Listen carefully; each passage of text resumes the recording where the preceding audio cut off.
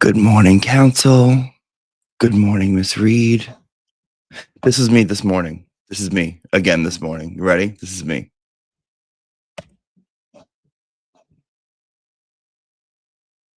Good morning, Ms. Johnson. Yes, I'm running late. I'll see you during lunchtime. Yes, I'll give you the permission slips. Boys, what are you doing? The bell just rang. Guys, it's too early for this. Olivia, what's going on? If I don't see you in the classroom right now, you're going to get in big trouble, okay? I'll be there in a second. I'm running late. Excuse me, what's going on here? I can hear you guys from across the hallway. What's going on? Guys, why aren't you guys in a straight line? Start taking out your homework before coming in. You guys are gonna put it in a bin. Jose. Yep. So, good morning. How's everyone doing? Happy Friday. Let me take attendance. Let me see who's here. Okay. Good morning. AJ was candid. I loved it. Oh, you're talking about the interview, the Howie Carr. That was good. That was good yesterday. We didn't win because of the process. We won despite the process. That was great. Just a fair warning, I'm a little under the weather, okay? My throat is like the size of a beehive. I'm a little under the weather, but we'll pull through. We'll pull through today. Good morning. Hope everyone's doing good. Let me say hi. Who else is here? Good morning, Dee Ruby. Good morning, Jean. We're gonna have a special guest come in, a special guest teacher. We're gonna roll in the projector. We're gonna have the teacher come in, and she's gonna help us out with today's lesson. Okay, is that all right? Yeah, I hate beehive throat. Beehive throat. It's the worst. That's what they call it too. It comes down from some country. Beehive throat. Yeah, I got it. Yeah. Hold on, let me just freshen this up here. There you go. Make myself look a little nicer. See if I can move this. Hold on, let me get my shit. Hold on. Nope. There you go. First of all, yeah, let's talk about this.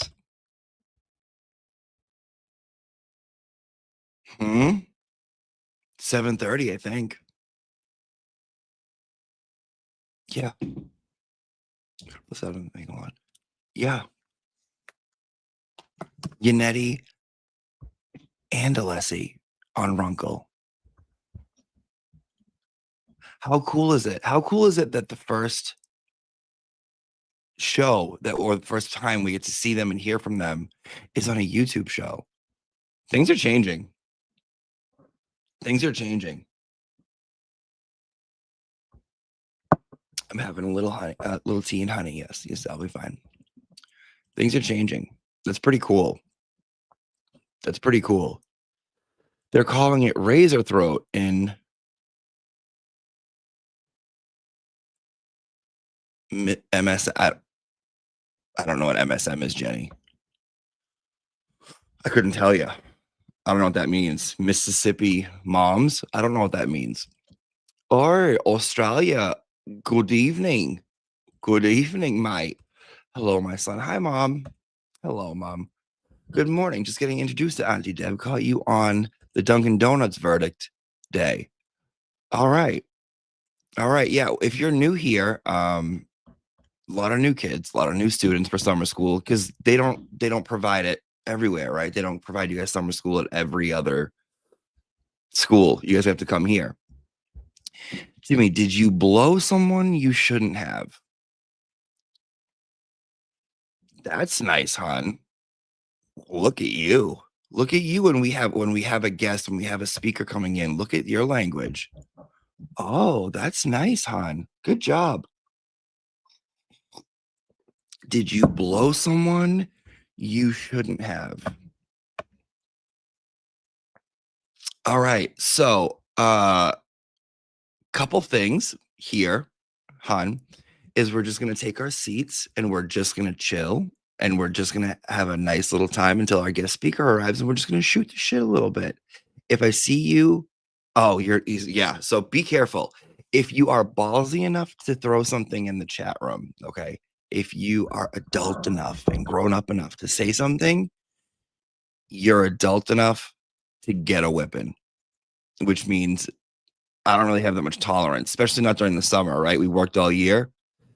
Another thing I hate that's not going to happen here is people telling me what to do. Don't say anything about what to do. Don't put anything in caps. Don't put anything in a huge exclamation points. Do this, say this, ask this. Can you play this? Can you do this? Can you watch this? You're out. I actually hate that shit so much. Yeah, gone, gone, gone, gone. I don't care. I don't care. I don't care. Hate it. Hate it. Hate it so much, actually. So that'll get you a one-way ticket the fuck out of here. God, how long did I last? 5 minutes and 55 seconds. Other than that, hope Mandy isn't here. Caps is kind of her thing sometimes. Oh, well then, Amanda, if you want to be a good friend, you would message Mandy. No, I like Mandy. She can do, as long as it's not like, I hate like, like, shut up. Can you never change? Yeah, this is never changing. This is never changing ever. So kids always act up for guests or substitutes. Yeah, and we need you on your best behavior. Okay, you guys were very good yesterday when we had Miss Reed here. We had Miss Kelly Reed here yesterday morning. Be good. Okay, pick one. Guess what's not going to be your thing is being here. If I see in all caps demanding, hate it. I always do the opposite if someone tries to tell me what to do. Yeah, it's pretty annoying. You might have a sore throat from talking. Yeah, I know. I think I do. We had almost a 4-hour class yesterday. Who do I think I am? Who the do I think I am? Yeah, so Mr. Lessie's daughter is going to come to our class. Her name is Laura. She's a friend of mine, and I gotta put the fan on and turn on the fans. And she's very, very cool. She's very spiritual. She's very like fun. She'll shoot the shit, and she's gonna come in and she's gonna teach you guys about her. And then there we go. That's it. See this? Get rid of Bella's mom and all, and then 6 exclamation points. Is there a need for all those exclamation points, MS? No, there's no need for all those. And Bella's mom can stay. Whores can stay. We accept whores. We don't mind whores. We're all a little bit of Bella's mom. Hold on. Okay. Yeah. This one's tried everything. Trying to get up on the desk. Trying to sneak around. Wild fucking mood today, this one. Wild mood. I like Laura a lot. She's got class and sass. Yeah. I've never really seen her be sassy. I mean, I think she's very kind. She's pretty kind. Auntie Deb is not taking your shit. No. No. No way. Especially now that the trial's over. I don't give a shit. No, because before, if you were mean to one little person, they'd be like, oh my God, they were mean to me. Screw Karen. She's guilty. And you'd run around. Can't fucking do that now. So I really could give a shit less. Who gets mad and who doesn't? Hello, FBI ice cream truck. Welcome. Oh, Laura, hon, take your time. Only tell her to take her time. Hon, you take your time. Take your time, hon. Okay. Welcome to Dramatic Gay Bitch Club. Hello, Heidi Cock Northrop. Welcome to Dramatic Gay Bitch Club. Hello, Aussie Steve, Hank. Time this future. We will enjoy our victory lap. You deserve awards. Thank you. Is that? Hold on. Is that? Who is that? That's not you. Isn't that actor? Is that German actor? Who is that? Who is that? Oh, you guys miss Kelly Deaver?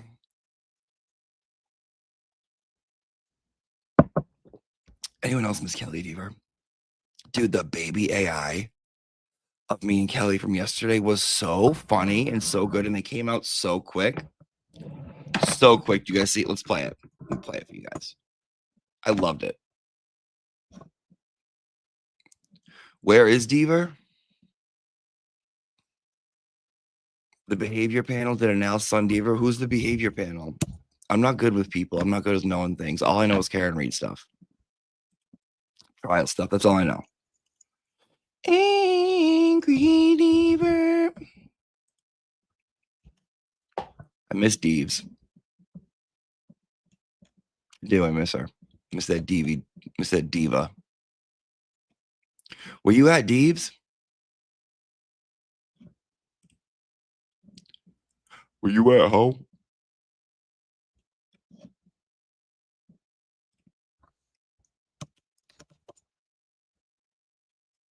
All right, we're gonna watch this. Let me grab it. Let me grab it. Oh, would the witnesses speak out on ABC? McCabe, Albert. Oh, I didn't even see this yet.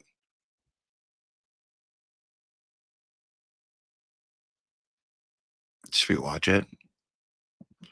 Should we watch this little clip?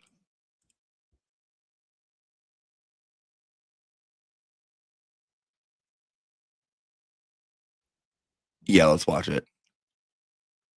Yeah, let's watch it. This is cool. Yesterday we did this too with the juror. I love morning class. I'm sorry, I do. I don't care what anyone says. You know what? I don't care how many of the other people say that you guys are irritating in the morning. I don't care. I don't care if everyone tells me how much you guys suck in the morning. I like it.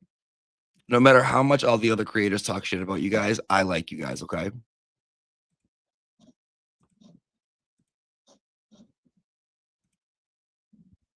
Shut up. Shut up. Shut up. Yeah, let's watch this. I want to see this. Did you read the article with Jess's? Yeah. Yeah. Okay. That's what they all say. DR3, it matters. That's what every other creator say. They say the people in the morning are trash. They literally they do say that. And I say, I don't think so. And they say, yes, they are. And I say, those are my students. Don't talk bad about them.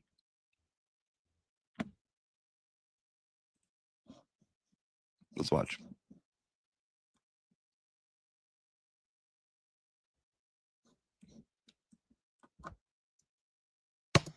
She said, John's out front.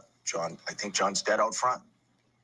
I said, what the are you talking about, Jen? And I'm like, who? I didn't know. You still didn't piece it together. I didn't understand what she was talking about, because why would John be out front of my house? So massively confusing. There are police officers, EMTs on your front lawn. You're an officer. Hold on. Why don't you just go outside and investigate or take a look?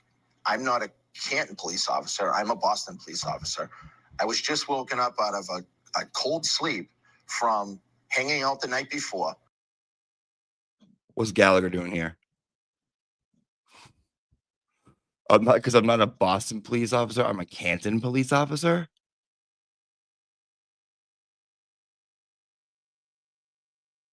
And then to his left, he has Gallagher in a wig.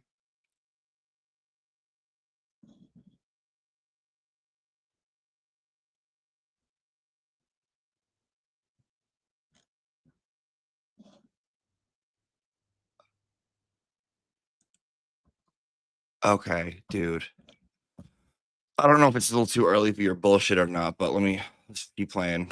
By the time I came downstairs, the police were already in my house.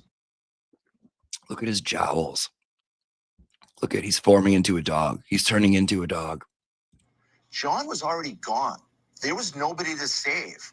I would have taken. Of course, John was already gone because you took your fucking time. Got a bullet for John O'Keefe. The group, which was together the night John O'Keefe died, speaking out after years of silence to set the record straight. Why speak out now after the verdict? We took what we thought was the high road. Right. Let the court do its job. The Alberts deny these allegations and say their children have been targets of threats and harassment by Karen Reed supporters. Free Karen Reed! Hold on. Have each of you been called murderers? Like actual murderers? Oh, yeah, on a daily basis. There have been threats to your lives. Oh, this guy sucks. Absolutely, absolutely. Whether it's phone calls, text messages, emails, crazy Unabomber type letters to people's houses. Brian believes the targeting of witnesses in this case sets a dangerous precedent. And what's the blueprint? The blueprint is pick out witnesses, destroy their reputations, attack them, malign them, torture their kids, torture anybody that ever knew them, make them not testify. And while doing so, taint the jury pool. Nicole, you've been very quiet throughout the interview. Yeah, I'm just very sad. Oh, Coco. What has happened to all of us? It's just heartbreaking. Now, the Why did primary he touch her blogger knee? who's been filming and following those families has already been indicted on over 10 counts, and if convicted of witness intimidation, could face up to 20 years in prison. Now, it does not appear at this point that the prosecution is inclined to reopen this case to look for new suspects, and I spoke this morning with the defense, who told me that this case is as, quote, dead as a doornail.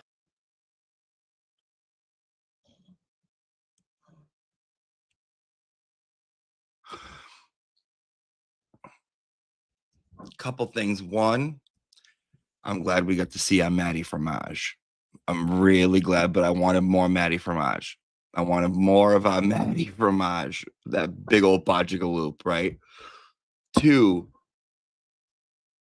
he's a Brian Albert.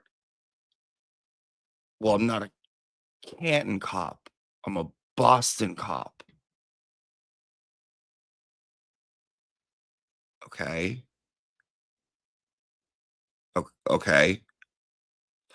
Three, that interviewer I thought I liked, but I didn't like when he was like, wait, they've called you guys like actual murderers? Torture the witnesses? Torture anyone who knew the witnesses? Torture.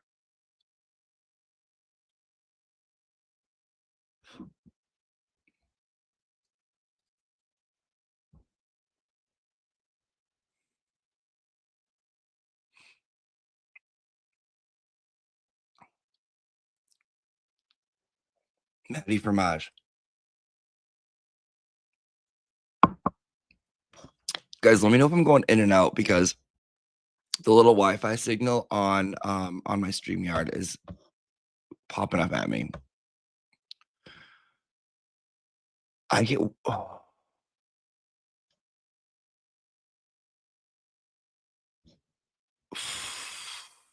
okay. That was annoying. You know why that was annoying? Because it's like, how quickly are they getting coverage for them trying to like rebrand and redo their image when it's been constant smearing of Karen, constant smearing of Aiden, constant. I feel like maybe one or two truthful ones, but it's all been either ignoring it or stating things that weren't real about it, or like isolating one little thing and making it look like something else. But they get a sit down dinner for like 6. We're scared. Like, it's been horrible for us. We just went through our own personal 9/11.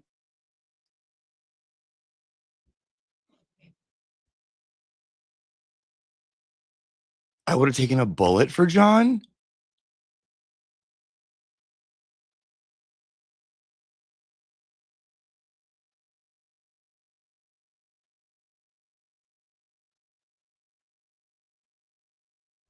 What? I'm a Boston cop, not a Canton cop, and he was on my Canton lawn. And a Boston cop was on my Canton lawn. I can't help him if he's on the lawn. I can't. I could only help him if he's in Boston. So I got up and she said, Jen said, Bri. And I was sleeping. I was out of a cold sleep. I was at a cold sleep. A cold sleep? Fuck does that mean? Harass them, scare them out of testifying, and taint the jury pool? All we wanted to do was see them up there. That's all we wanted. Every morning, we would meditate and we would say, Maddie Fromage, come on, Maddie McCheese, you big budgegaloop, we miss you. We were trying to incite Maddie. I was pumped when it was Gen Day. We were during Gen Day, Gen Week. Remember, you guys were like, "Did you flip?" Because I was like, "Gen." What? What's going on? And why was Gallagher there in a wig?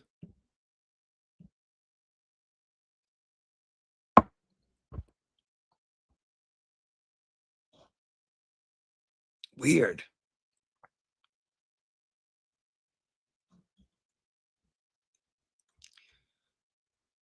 Very weird. All right.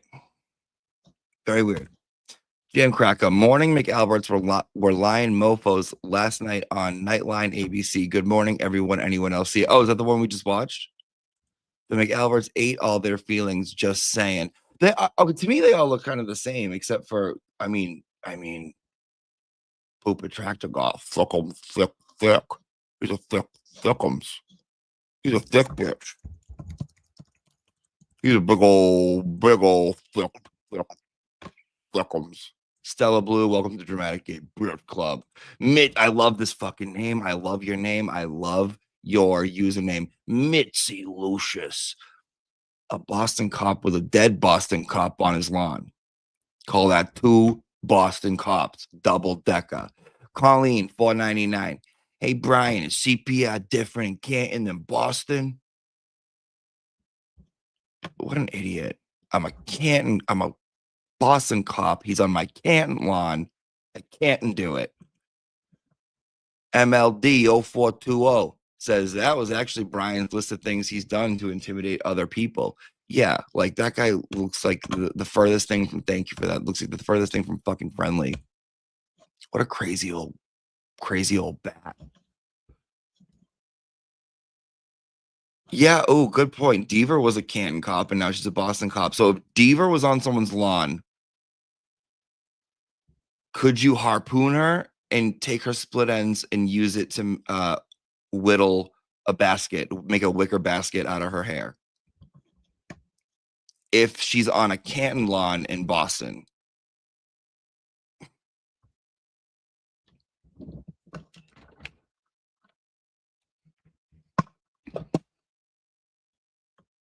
If Kelly Deaver is on a Canton lawn being a Boston cop on a wicker chair they made from her straw hair, what time is it at the Sally Port Garage? What a stupid bitch. Yeah, like, and here's the thing too. It's that I'm just gonna go ahead and say this. There's this thing that I do that I say here. Me and my friend came up with it, or I used to call her it. It's called first responder energy, right? Because she's a first responder.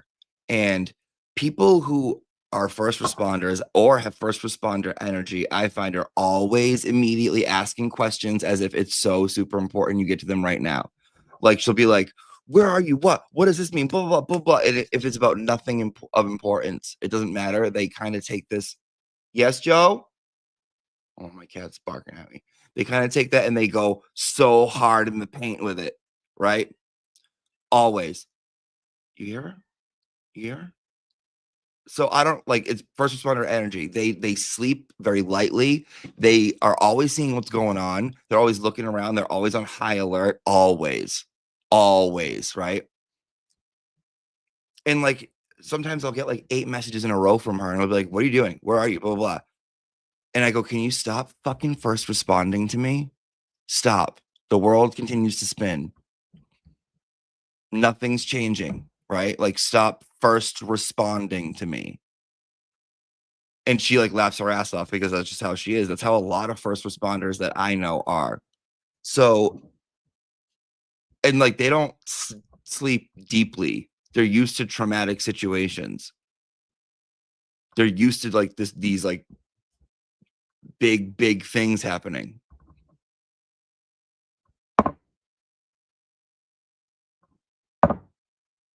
That's so weird to me, dude.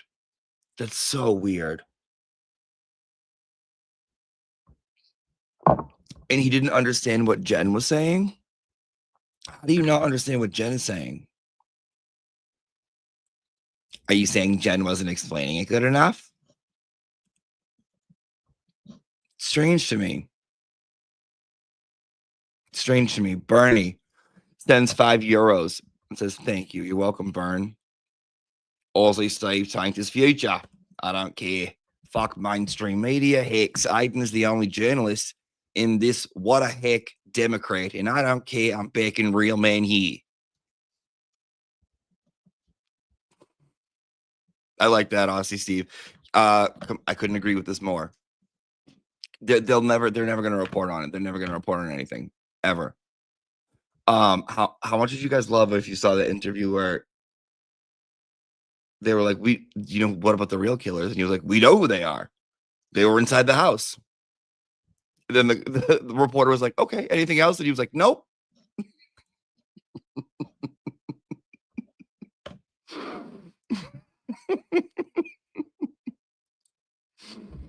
Oh, that was awesome. All right, let me see what else when I can pop on real quick because I need to go get a wee bit more tea for the old razor throat that I have. Remember, we talked about that razor throat. It's going around.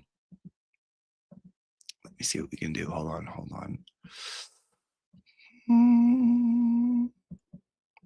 Let me put.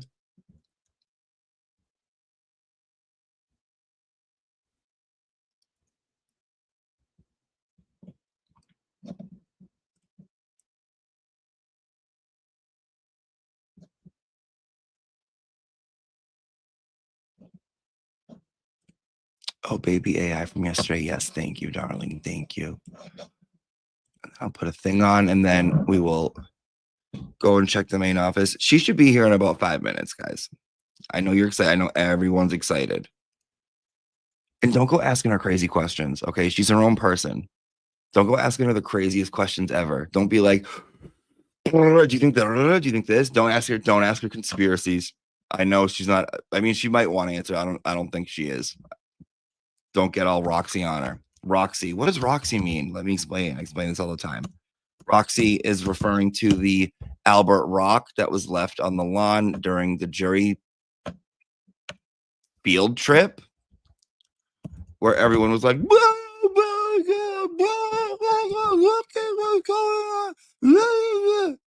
I was like, oh, okay. You guys all right? You guys okay, hon? You huns okay?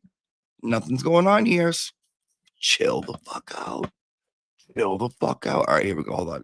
Present share screen. Let's watch the baby AI. You got to go and subscribe to them too. It's Karen Reed AI on YouTube. And they're on TikTok and they're on Twitter. So they came out with this. I had Kelly on yesterday. I get off. They come out with this almost instantly after me and her talk.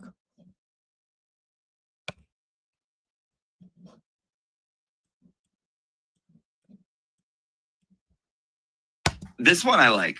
This one I like from Michelle. Michelle says, did Karen and the team or you get a kick out of the memes, baby AI videos, or get out of the memes and the baby AI videos? I bet baby AI videos weren't on their trial bingo card.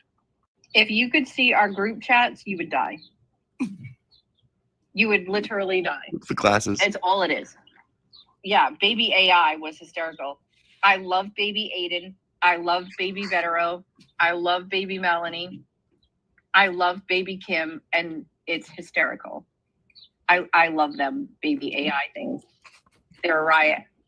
Baby Vetero is my favorite because it takes pauses when it was talking. It was like, and and it would like talk. It was so good. But baby Alan is so gray, and Alan's not that gray.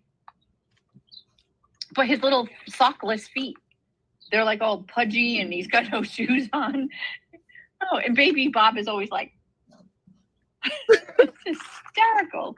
And like baby Melanie's eyes are so blue, baby Aiden's eyes are so blue, and sometimes he's got the headphones on, and he's like. Baby Melanie was a good one too. Baby Nurse Kim with the foreman. I know, with their real voices, it's hysterical. How good was that? How funny and cute was that? I mean, and we had just gotten off. We were just finished with it, and like they already made it. All right, music to my soul. Let's not make fun of physical appearances, please. There's so much to criticize as humans. They have the nerve to play victims. Who's making fun? Listen, all I'm saying, hon, is Maddie motherfucking Fromage. Okay, that's all I'm saying is Maddie Mayor McCheese McGrimace. Anything else, as long as it's not. Listen. I have a couple rules here. You don't say anything negative about Lucky, and you don't say anything negative about that beautiful juror yesterday on TMZ who almost brought me to tears with his truth. Other than that, though, go off and yeah. So as long as you're not like destroying someone completely and being totally crazy about it and doing it in all caps, you can pretty much do whatever you want. So thank you, but I will make the rules. Queen Lizzie, Nightline called him a blogger last night. Nightline, you whores. Laura, Callow, Dumpster Juice, don't embarrass us in front of company, Jimmy. Don't embarrass us in front of company. You always do this, Mom. You always do this. No member. Can she confirm her dad's age? I refuse to believe he's in his late 60s. Well, we'll ask. And I think, hold on. Room 203? Yeah, let her in. Send her right up. Yep, and to let her know, yes, you can come right into the classroom. Thank you. Someone's here. My first responder energy is on 24/7. It's exhausting. Thank you, Jimmy, for keeping us degenerates in line and for still giving us a place to be together every day. Thank you, Teach. Thanks, Teach. Hey, thank you, Teach. I appreciate that. Give me Maddie Fromage. Me, Paul. All right. Guys, are you sitting down? Sit. Go get in your seat. Get in your seat. Get in your seat. Okay. Okay. Out. Zach, you got to go, hon. Yeah, Zach, you can't be here for today's presentation. No, you haven't been good all year. No, thank you. All right. Sit, and now let's welcome. Let's say hello. Hi. We'll open the door 1 second, hon. Thank you. Perfect.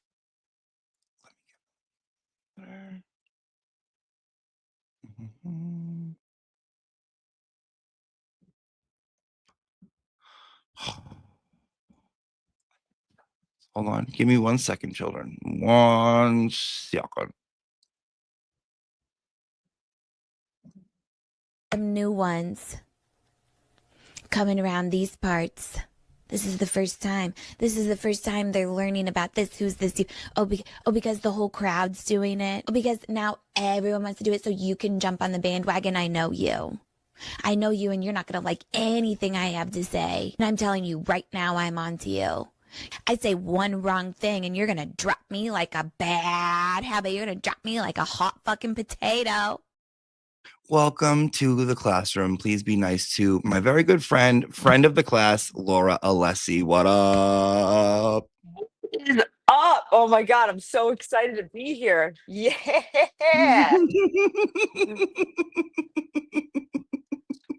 What's I'm so this all happy about? you're here.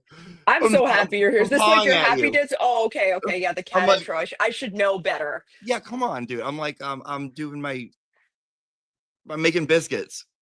Okay, air biscuits. Yeah. All right. What do we want to do? What do we think? Do we like? I don't know. I told you I'm leaving this all up to you. Do we like?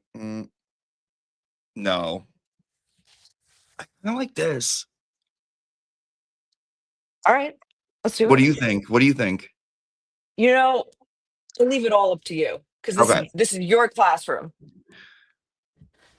Can you tell them again? Like they think it's theirs. I swear to God, they think it's theirs. They think it's theirs. They swear it's theirs. Oh, they swear to I got God a it's cat. theirs. I got one of my cats under the table, and whenever I talk in a human voice, he wants to go after my ankle. So I'm just seeing what he's up to, just so that I don't all of a sudden jump out of my chair from getting bit. Hey, do you want to come sit? Do you want to? Could you want to? Come here. Kitten. It's Bug. Big orange man. Come here. Oh, big. It's a big cat.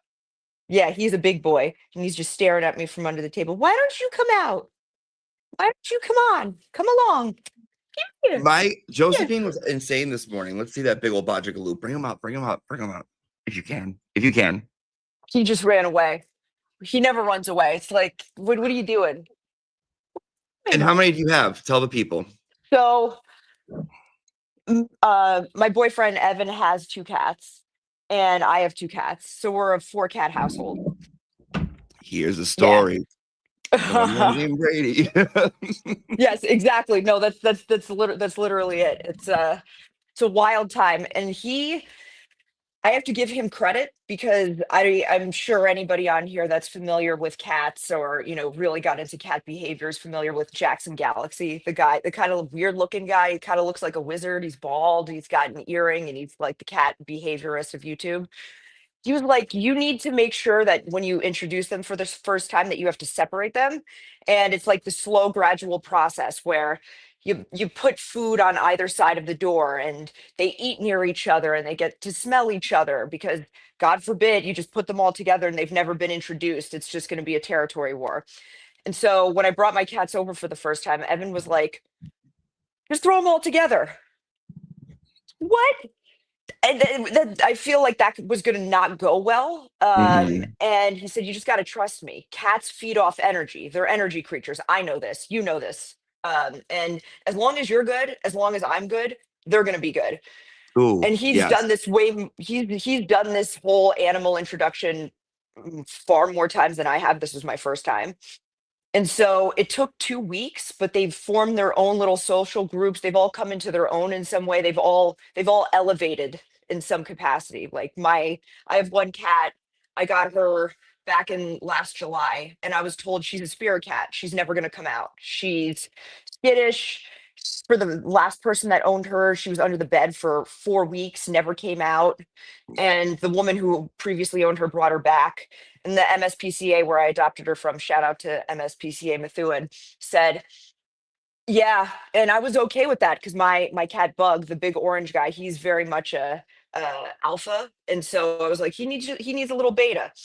And so she would come out for me, but for other people, she would just run and hide. She was scared. But ever since she's been here, which has been in Evans for like a month and a half, 2 months, Yeah. she is out. She's social. She's got outdoor space. She's just become a completely different cat. It's been so beautiful. So I love yeah, that. We love cats. long cat story. Yeah, we bonded over that. Who's the one up the Yes, stairs? yes. Who just went up the stairs? Okay, so that's Evan's cat. Her name is June. She's 17 years old. And so she's like the old matriarch of the house.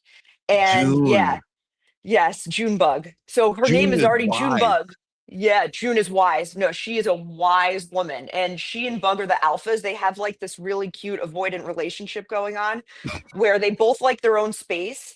It seems like they have a mutual agreement where they can be near each other, but they don't want to socialize with the other cats. They want to socialize with humans, but they don't want to be around the other cats. And so they'll sit on either side of me or either side of Evan, and they'll like smell each other when the other isn't looking, and then they'll saunter away. And yeah, so she's the old wise one.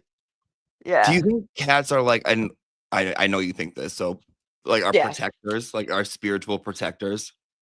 I think they can serve different spiritual purposes. So I think some are protectors, like Bug for me is without a doubt a protector. I think of the 4 of them, he's the only one that has the real protector energy. I don't know, Mhm. maybe it's because he's a big guy or not.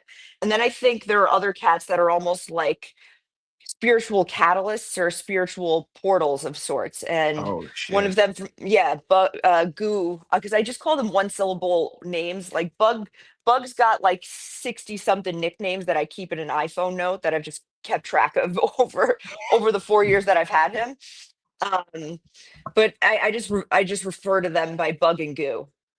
She loves to be called Goo Goo, so I just call my other cat Goo. Goo is definitely a spiritual catalyst of sorts. Bug is on the table right now. I'm seeing if And he's Bug gonna might come walk over. in front. Yeah, like he did Come yesterday. here, come He here, looks kitten. What do you very think? hungry. Are you now camera shy? What are you doing? Want I to know. come I seen you walk right across here? yesterday. Wanna I come started here? calling Josephine Scorty Bello. Did you really? Yeah, just because I Here he love that is. name. I'm like, Here he oh, my is. little Scorty Bello. This is Bug. Oh, This is my guy. Yes, look at you. Yes. Now you don't want to be on camera. Okay. Okay. that face. No, yes, he's got I call him moon face because there's the moon emoji, the round moon emoji where it's kind of looking like and so I call him moon face. Moon face, what are you Wait, doing? I used to call. Oh, I'm so mean. I'm so mean. When I was younger, I was even meaner. But I used to call people moon face if I thought they were like had like a big fat face. I'd be like, "What up, moon face?" I know that's so mean. That Well, I just mean, reminds he me that I haven't technically done it does in so have long. a little bit of a chunky look to him. I will say he has lost 6 pounds since I adopted him. He was like a big cat, like 20 something pounds when I got him. And of course, I put him on a strict diet regimen. And now he's still They'll eat and big, but he's eat, not as and big. they get diabetes. Like they Oh can yeah. become big bajagaloops. You're right. Now he's taking a sit. So there he is. That's where he's gonna Oh, be. That's where he's gonna be camping out for the day. he's protecting you. You say happy birthday. I say happy birthday to him like every day, even though it's not his birthday. Happy birthday. Yes. All I right, say yeah. happy birthday to So him now every day. yeah, I do. It's like happy birthday. Happy birthday. Yeah, it just sounds nice. It's like celebratory. Oh Yeah. my god, I love that so much. Yep. Happy birthday! Happy birthday, Boog! Happy Oh my birthday. good Happy god. birthday. All right, everyone's very excited that you're here. Everyone was very, very Oh, happy. They cool. couldn't wait to Yeah. see you. So Great. you're gonna have to give the whole thing. Introduce yourself, a little bit Well, about what is you, it? and then how'd you get Okay, into a little this? bit about me. All right. Well, I was born in 1992. No, I'm 30. Yeah, so I'm 33 years old. Um, I was born and raised in upstate New York, which in like a suburb of Albany, Slingerlands, Delmar, Bethlehem. I don't know if anyone on here is familiar. Mhm. When I was so this is everything that I'm saying is going to be somehow relevant to where we are now. So back when I was 12 years old, my school went on a field trip to Boston and we were staying at some sister school that's in Newton because I went to a private school from like fifth grade to ninth grade. And so we were driving down Com Ave. And I just remember I was looking at the brownstones driving down the Com Ave mall, and I just said, I want to go to school here. And I kept going down Com Ave, and I saw Boston University was on Com Ave. I'm like, oh, I'm going to BU. And so I knew from when I was 12 years old that I wanted specifically to go to BU. And so I was really playing like high level softball from when I was like 14 till I was 18. I traveled around the country doing that. I was a catcher. I was recruited to play at BU as a designated hitter. I was going to be like a walk on for that. And my senior year, I was playing catch with my dad, and I was just working on throws down to second in our driveway. And I remember my elbow felt really tight. I was just like, what's going on? I was playing all year round. So I would play on three different teams. I played on my school team, I played on like a college showcase team, and then I played like town ball just for fun for rec ball. And so I would catch every single one of those teams. And so when you're either a pitcher or a catcher, you're involved in every single play. And so I would just be throwing the ball all the time. Overhead motion. Overhead motion of throwing is not natural for the body. Underhand is. And so it's a lot of torque and strain on the shoulder, on the elbow joint. I was in physical therapy by the time I was 15 years old Mhm. because my shoulders were just shot from playing so much. And so, I just thought, oh, it's probably something related to my shoulder. I just got to warm up more.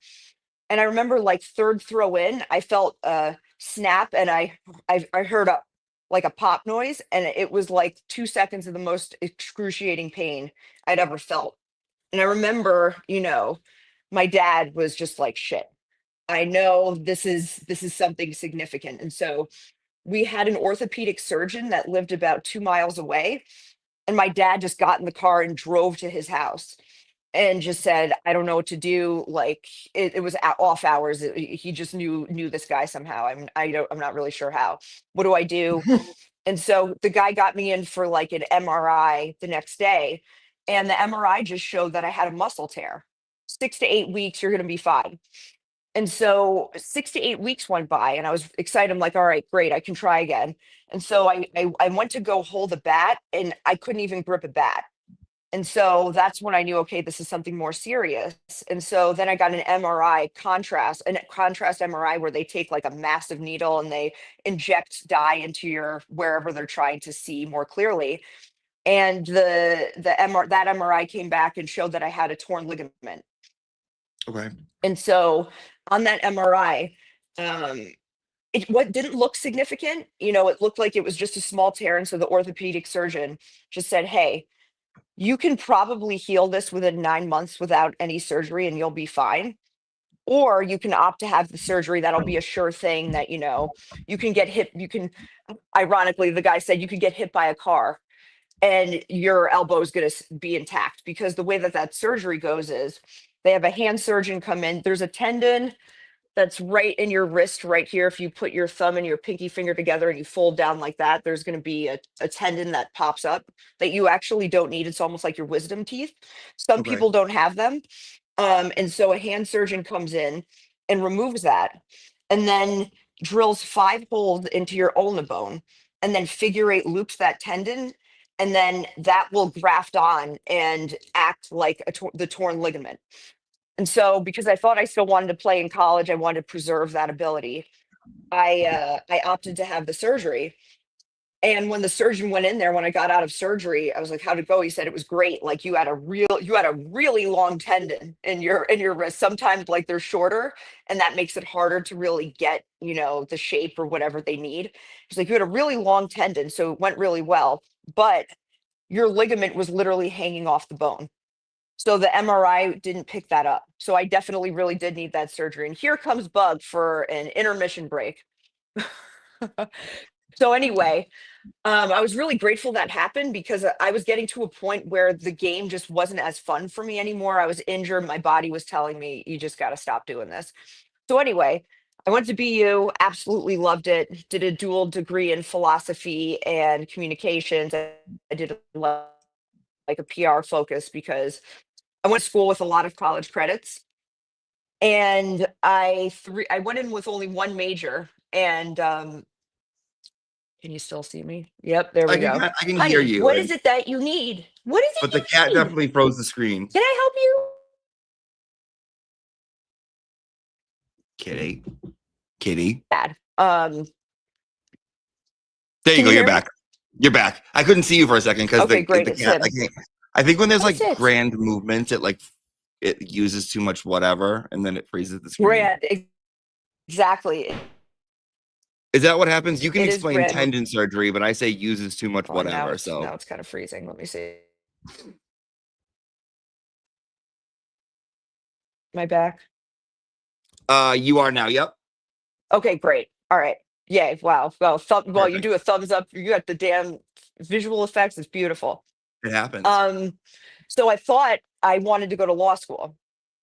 My dad, lawyer. Mhm.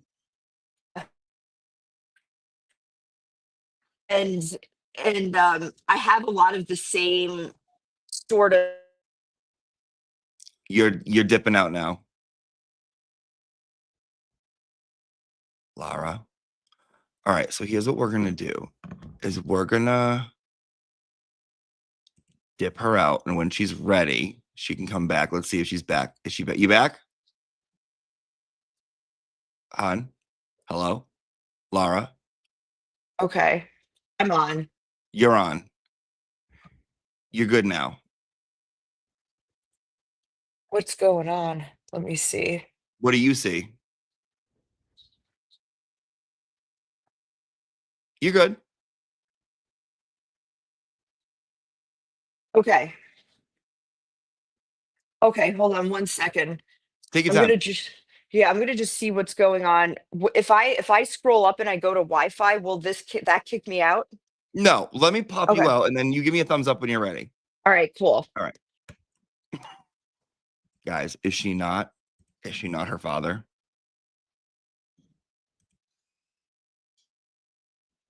Is she not her father? Let's be real. That's basically Robert ALESSI right there. Hold on, let me pop this in. A lot of tennis elbow, very much. I know. Yeah.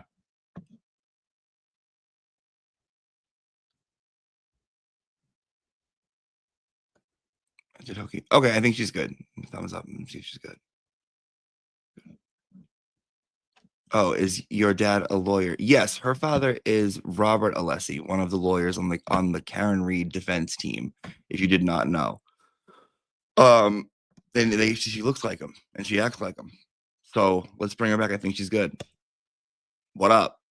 Oh yeah. All right, we're back. Okay. All right, so go ahead. Whenever I talk in a human voice, it drives my cat wild. Do I have to lock you up? Hey, Bog. There's a chance I may have to lock this cat up. No. There is, because he's gonna be bad. What do you need? All right.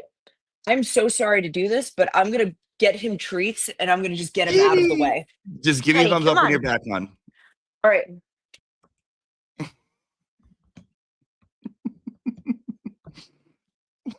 Vermont Brad Smith.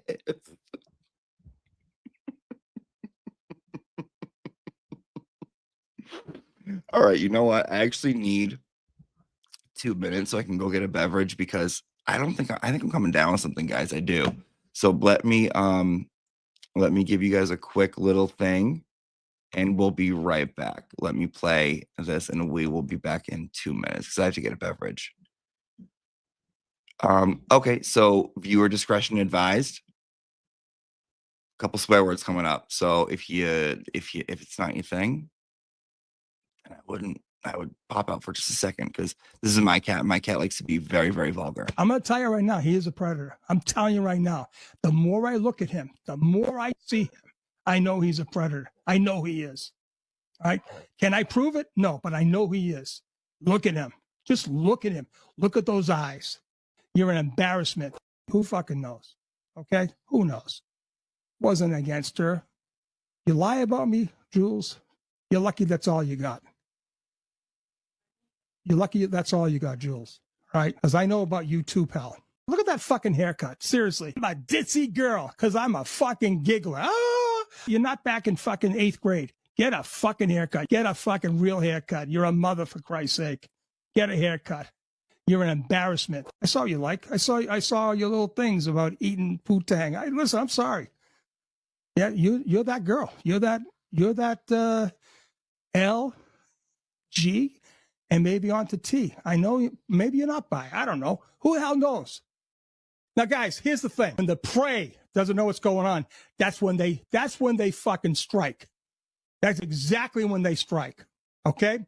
This motherfucker, I don't give a fuck what you're suffering from, but you are a stupid mofo. You are the worst kind. You fucking shook like a little leaf, you little pussy. And if I ever see you, I will smack you up and down this fucking highway in 75. You are a little fucking phony. You little fucking scumbag. You are. I don't give a fuck who you are.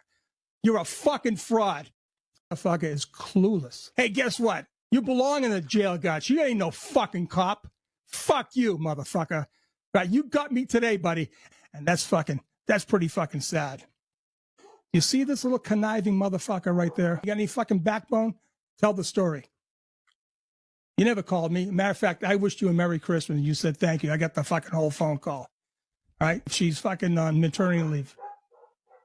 All right. And that's how that went. I think we're good. All right, we're good. Also, did you see that your dad's going on Runkle tonight? Yeah, I'm the one that told him to do that. With Yeah, Yannetti. because no. How did you open the door? No. All right, I literally have to lock the door. I'm in another room. So now I just lock the door so I will not be disturbed. Yeah. So so my dad knew who Runkle was because during the trial, like his firm is a really big firm, and they have a whole media team, and they would send him like a curated thing of like what was being said about the case, blah blah blah. And so he was familiar with Runkle. And so during the trial, for like a good stretch of time, it was my job to do the food drop off for him. So my mom would cook of him a bunch of food, and twice a week she would bring it to me because I was living in Linfield at the time. And then I would go and bring the food to the seaport. And it was normally like after court, and so then I would hang out with him for a few hours and we would just talk. And so he was like, I really like that Ian Runkle guy. He's really smart, and he just liked his way and stuff like that. And I was already familiar with Ian. And so I was going back and forth with him on X. And, I think in some conversation we were having, he said, he brought up like my dad being on the show or something like that. I'm like, oh, I'm gonna make that happen for sure. Like you will be the first person to have an interview with him. I will make it happen. And so I remember I was talking to my dad and I brought up how Ian would love to have him on the show and do an interview, and he said, tell him I'll do it. And so I was like, yes. And the reason why I picked Ian, or I didn't pick Ian, I mean, it was just something that just You came to me. It pushed would be a good Ian. idea. Yeah. Yeah. The reason why I pushed Ian is because one, he's like a real love of the game sort of guy when it comes to the law. It's very apparent that he really understands, the nuances of lawyering, and he does a really good job of articulating what those are to just the general public. He's fun. And then in addition Mhm. to that, like one of the primary drivers for me was his overall objective with his YouTube channel, which is he wants to use the money he makes off of YouTube to be fully pro bono. And I thought that was a really beautiful thing. So weird spiritual me is like, it would be really good karma for my dad to have his first live interview be with Ian. And so I had no idea when this was going to happen. I knew my dad wanted it to be in like a few days after the trial concluded. Right. And so I opened X this morning, and when I saw live tonight with David Yannetti and Robert ALESSI, I was like, of course it's going to be with Yannetti too, because they're like two peas in a pod. So yeah, I'm really excited about that. It's so cute. They're like little bromance is my favorite thing. Is he still up here? My dad, yeah. So, oh my God. Okay. Is he like all set up and stuff? Are you going to help him or no? I think Yannetti's going to help him. Okay. And then, after this, I mean, my dad really does want to have like a podcast after this. He said to me, he's like, can you help me? He mentioned it to me offhand. I think, I can't remember if it was before the verdict started or not, because it was Father's Day. I spoke to him, and he's like, listen, a lot of people at Equinox have been coming up to me and being like, you should do this, you should do that after. And, he's like, I really just want to have a studio in the house. And so can you figure that out? And he just gives me like, just doesn't give me a specific direction. Is like, can you figure that out? I'm like, yeah, sure. And so Evan, my boyfriend, he's one of the things that he does, because he does a bunch of things, is he's a music producer. And so he has a whole bunch of connections in like studio setup, sound stuff. And so he's got lined up like a very talented sound artist who's going to consult on like setting up my data studio and stuff like that. And so yeah, Well, don't worry everyone, you're not getting rid of him. Just in case he wants to know, if he wants to know what people think, Oh my God, I would love a Bob podcast. Bob Scissorhands podcast. Yes, we support Bob ALESSI all day. I adore it. Dad needing help with a podcast. I need to see that podcast. Didn't think I could love them even more. Yes, I could listen to Bob ALESSI all day. Such an amazing communicator, and Bob would be great. ALESSI podcast, an ALESSI podcast. Deets, Sign these me the fuck cats. up. I would love that. Love his way of speaking in knowledge. That would be amazing. Yes, I'll allow it.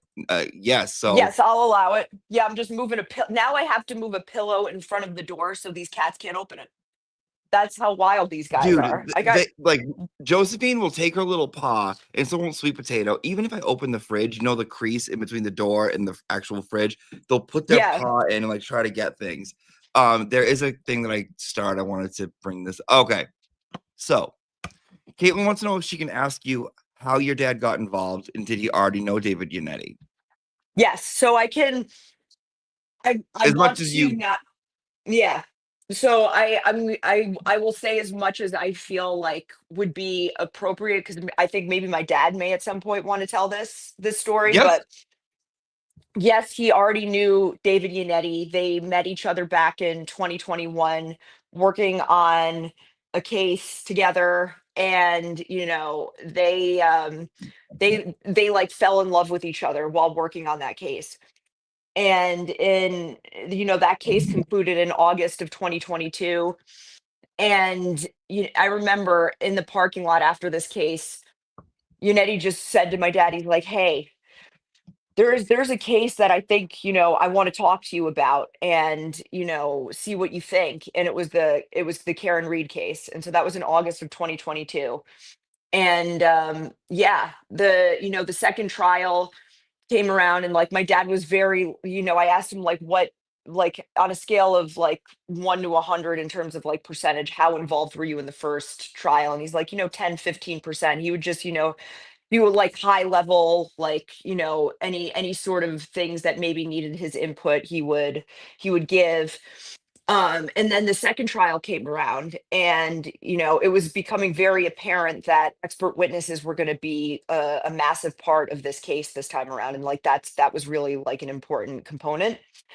And that's like my dad's bread and butter. Like, he has such a love of learning, and he Yeah. he just like literally anything. When I was a kid, it was great because we would sit at the dinner table, and he would just talk about whatever he was learning at the moment. It would be like bird migration patterns as it relates to wind Oh. turbines. And when I was a kid, we would be driving down like a highway or like a road, and there would be a power plant, and he'd be like, "What kind of power plant is that, Laura?" And I would know what the power plants were from Stop. yeah, Are you yeah, serious?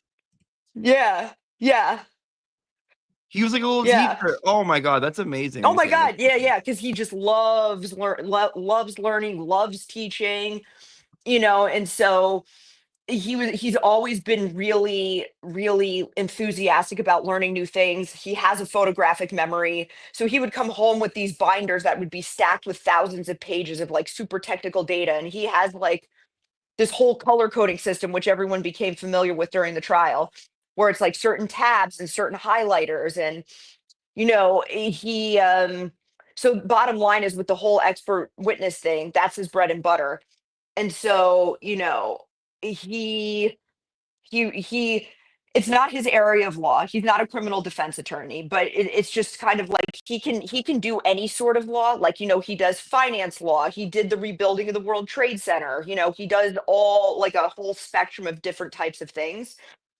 And so he I remember I found out on X that he was coming on as a lawyer. I remember I opened my X feed one day. I was getting my car serviced over in Danvers, and I was in a lift back to my place just to hang out. And I remember I opened X, and it was like, breaking news: Robert ALESSI has joined as Karen Reed's counsel. I'm like, what? I didn't even see that coming. And so the minute I knew that he was getting involved, I'm like, there is no way they're losing. I do not know what the path looks like to an acquittal, but I know my dad, and my dad is a very, very, very competitive person, and he's loved to win since he's been a kid. Like in high school, he won the most ambitious award. That's just always how he's been. And so I just knew, okay, things are gonna be okay. And so yeah, he really, got down into the technical stuff, as everybody knows. And yeah, like, the thing about my dad is, in high stakes situations, like, I mean, he's defended cases and one where it's been like hundreds of millions of dollars at stake, or, like a whole company's at stake. He is as calm and like and collected and just normal as you would be, just like getting a cup of coffee in the morning. Like, that is where he thrives in situations like that. So yeah, I think that's it kind was of like the story. the first time I saw him argue something, and I was like, I just remember being like, oh, like, this is something else. And I think I literally was, and I said this, I said it, I remember I was on the phone, I was on a thing with Kim. I was sitting in my car and I was like, I'm calling it. Sorry, everyone else.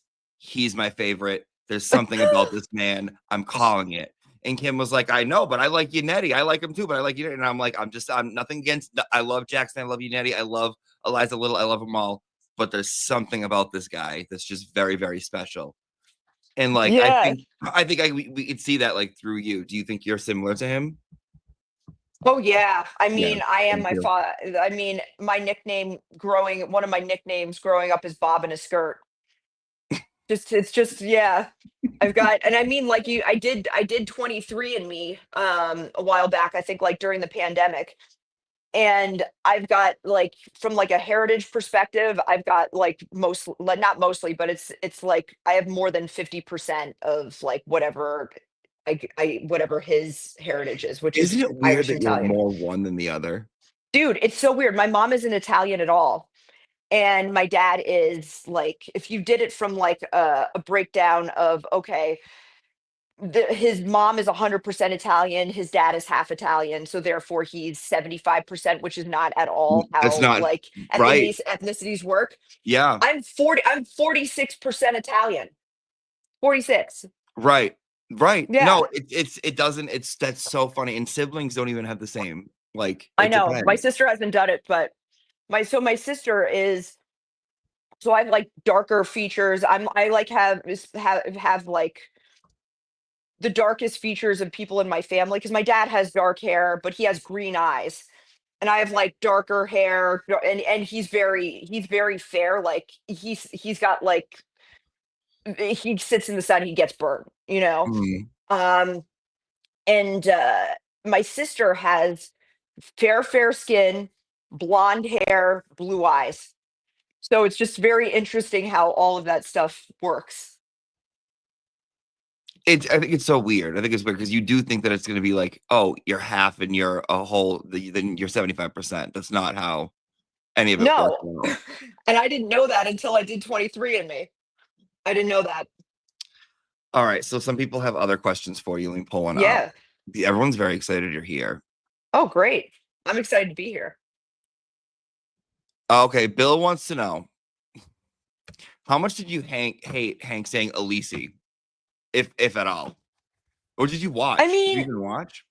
oh yeah, no, I watched like, I'd say all in all, like probably 80% of Yeah, whatever was going on. I feel like there was sometimes you were like, I can't watch it. Like, I'm not, like, it's too much. Yeah. I Yeah. mean, it was, so the thing is, in the first trial, I was there in the morning, like sitting ready to go, like watching the trial in full. But then once it started to enter my reality, where it's, when my dad was involved, I had that whole other component come in. And so my capacity was here. The first trial, it was like, okay, like, I have a capacity to watch this in full and be, not have any sort of kind of serious emotional investment in it. But once my dad got involved and I started seeing him on TV, and, seeing that he's got this whole like fan base, which has been like kind of an odd experience, to just open your phone and see video montages of your dad and memes of your dad, and, people swooning over your dad. That's the weirdest part. I bet that's strange. That's weird, right?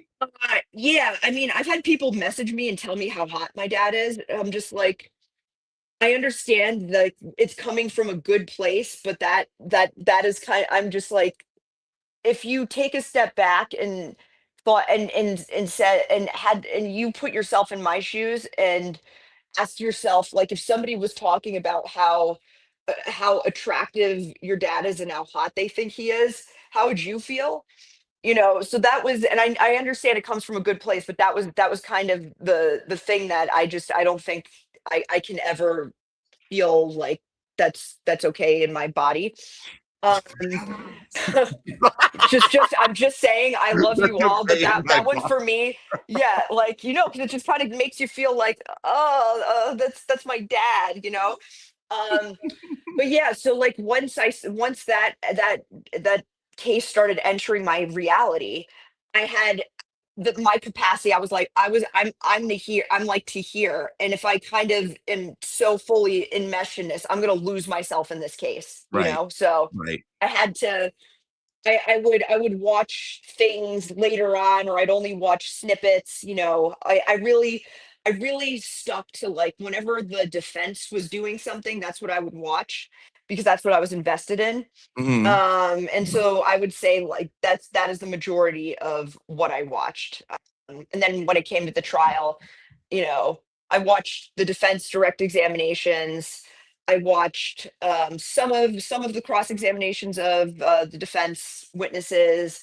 I watched pretty much all of the cross examinations of the prosecution witnesses, and redirects. But yeah, so long-winded answer to yes, I did watch the trial No, it was for the long most wind. part. No, please, you're not long wind. No, you say whatever you want. Okay. Um, I wanted to bring up too that you mentioned this to me, and I want you to kind of like explain it or like talk to the people about it, about Yeah, how yeah.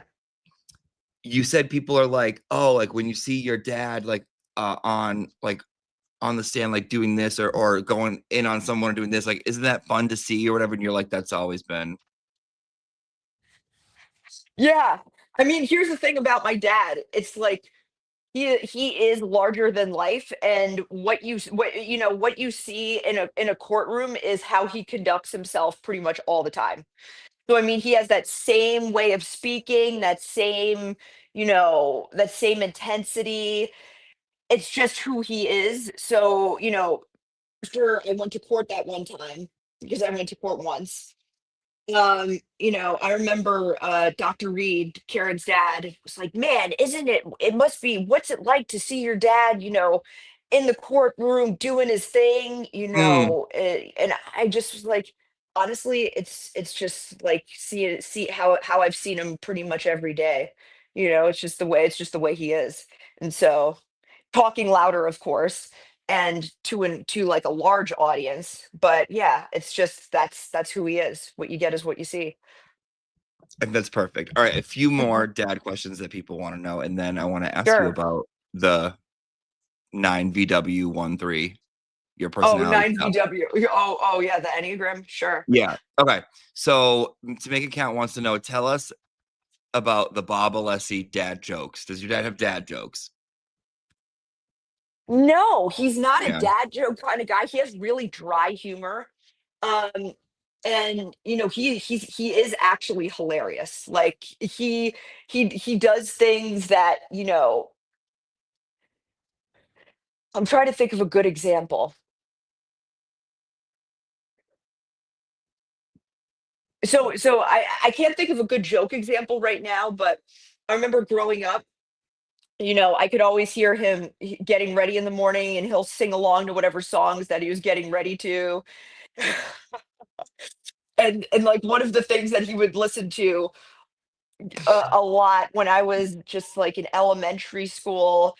And I mean, he brought that album to, because we moved, because we built a house like back in 2006. Mm-hmm. He would is Mace's album, like that Mace album, like Mace World or whatever it is. And so Mm-hmm. like that was like his go-to getting ready in the morning, was like Mace's album. And so he would just be kind of like uttering refrains to that while getting ready. Yeah. So so I mean, he's funny. Sometimes he's funny and he tries to be, and then he's funny and he doesn't try to be. And that's an example of him being funny and not trying to be funny. Like listening to Mace in the morning, getting ready. Mm-hmm. That's Mm-hmm. so great. I love that. I love Mm-hmm. that so much. Yeah. He's the best. Okay. Tell us about, they wanted to know, would you or your dad have a favorite trial moment? Oh man. Trial moment. I think one that he really did like was when I think it was when they were um arguing the motion for ARCA to be excluded, and um I'll call her Judge Canoni, was saying it was something where she was saying she couldn't reconcile this one Massachusetts rule about maintaining records for 10 years, and how the ARCA witnesses had, deleted, or Dr. Wolf had deleted text messages, and so therefore they had violated this preservation order or whatever. Mhm. And my dad just got up and argued it, and he was like, "Can I go to the podium?" And she's like, "No, you can do it from right there." And so he just got up and just started saying, he cited some, how that rule didn't apply. Mhm. And it's like, because it's expert witnesses and it's not actually like a client attorney, it's not like part of the client attorney relationship to which that rule pertained. And when he started speaking, and she was like, "You know what, Mr. Lessie, you're gonna win this." So, and like, Yeah. just from there, so I think I would say that, like, he'll probably he may have a different moment that he liked a lot, but I think he did enjoy that Yeah. one a lot. Yeah, yeah, yeah.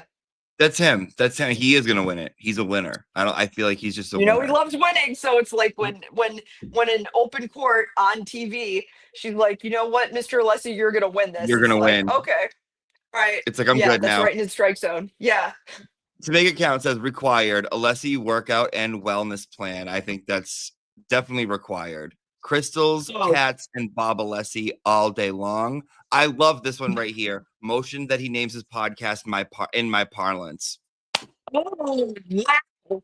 Wait, who said that? Music to Music my to my soul. Thank soul. you. I'm gonna pass that along in my parlance. Can you write that down so I don't forget it? I Because got I'm you, I'm girl. I afraid. got Okay, you. great.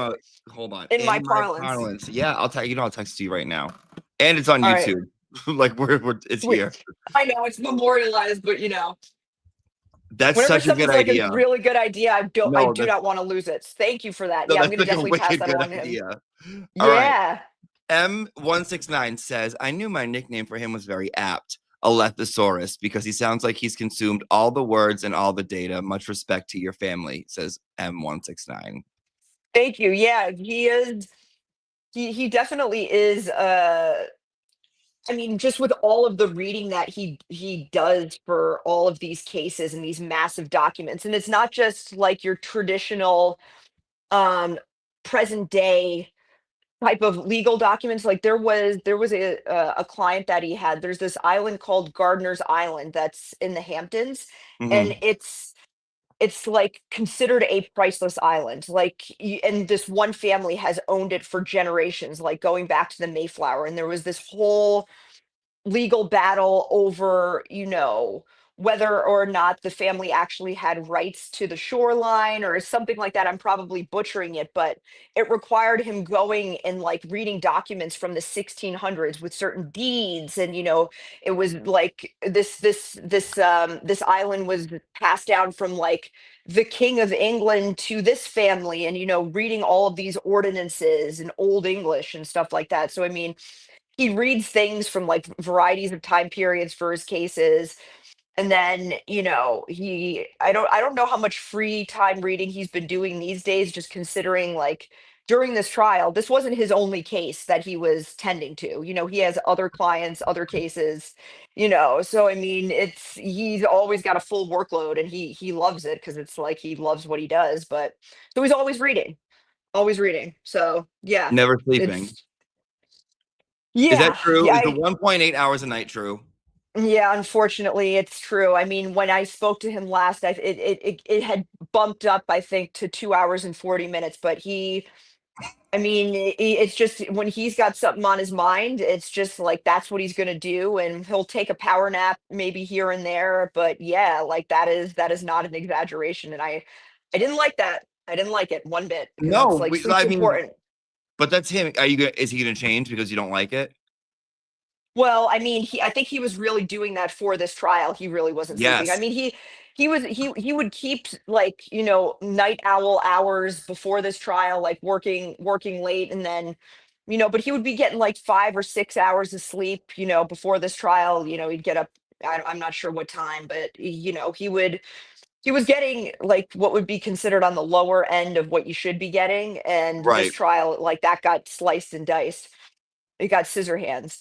But it's yeah. I think now he's finally catching up on sleep because the after Good. the verdict, I saw him that night and he's like, I caught up on sleep the last few days, which is really good. So that made me really happy to hear. Cause yeah, people think that they don't need sleep, that they can function without it. But let me tell you, everybody needs sleep, It's especially vital. like yeah, it's like it is essential for so many body processes, for your body to, you know do the cellular detox stuff overnight. I Mhm. could go on, but it's very important. It's very, very important for just so many body processes.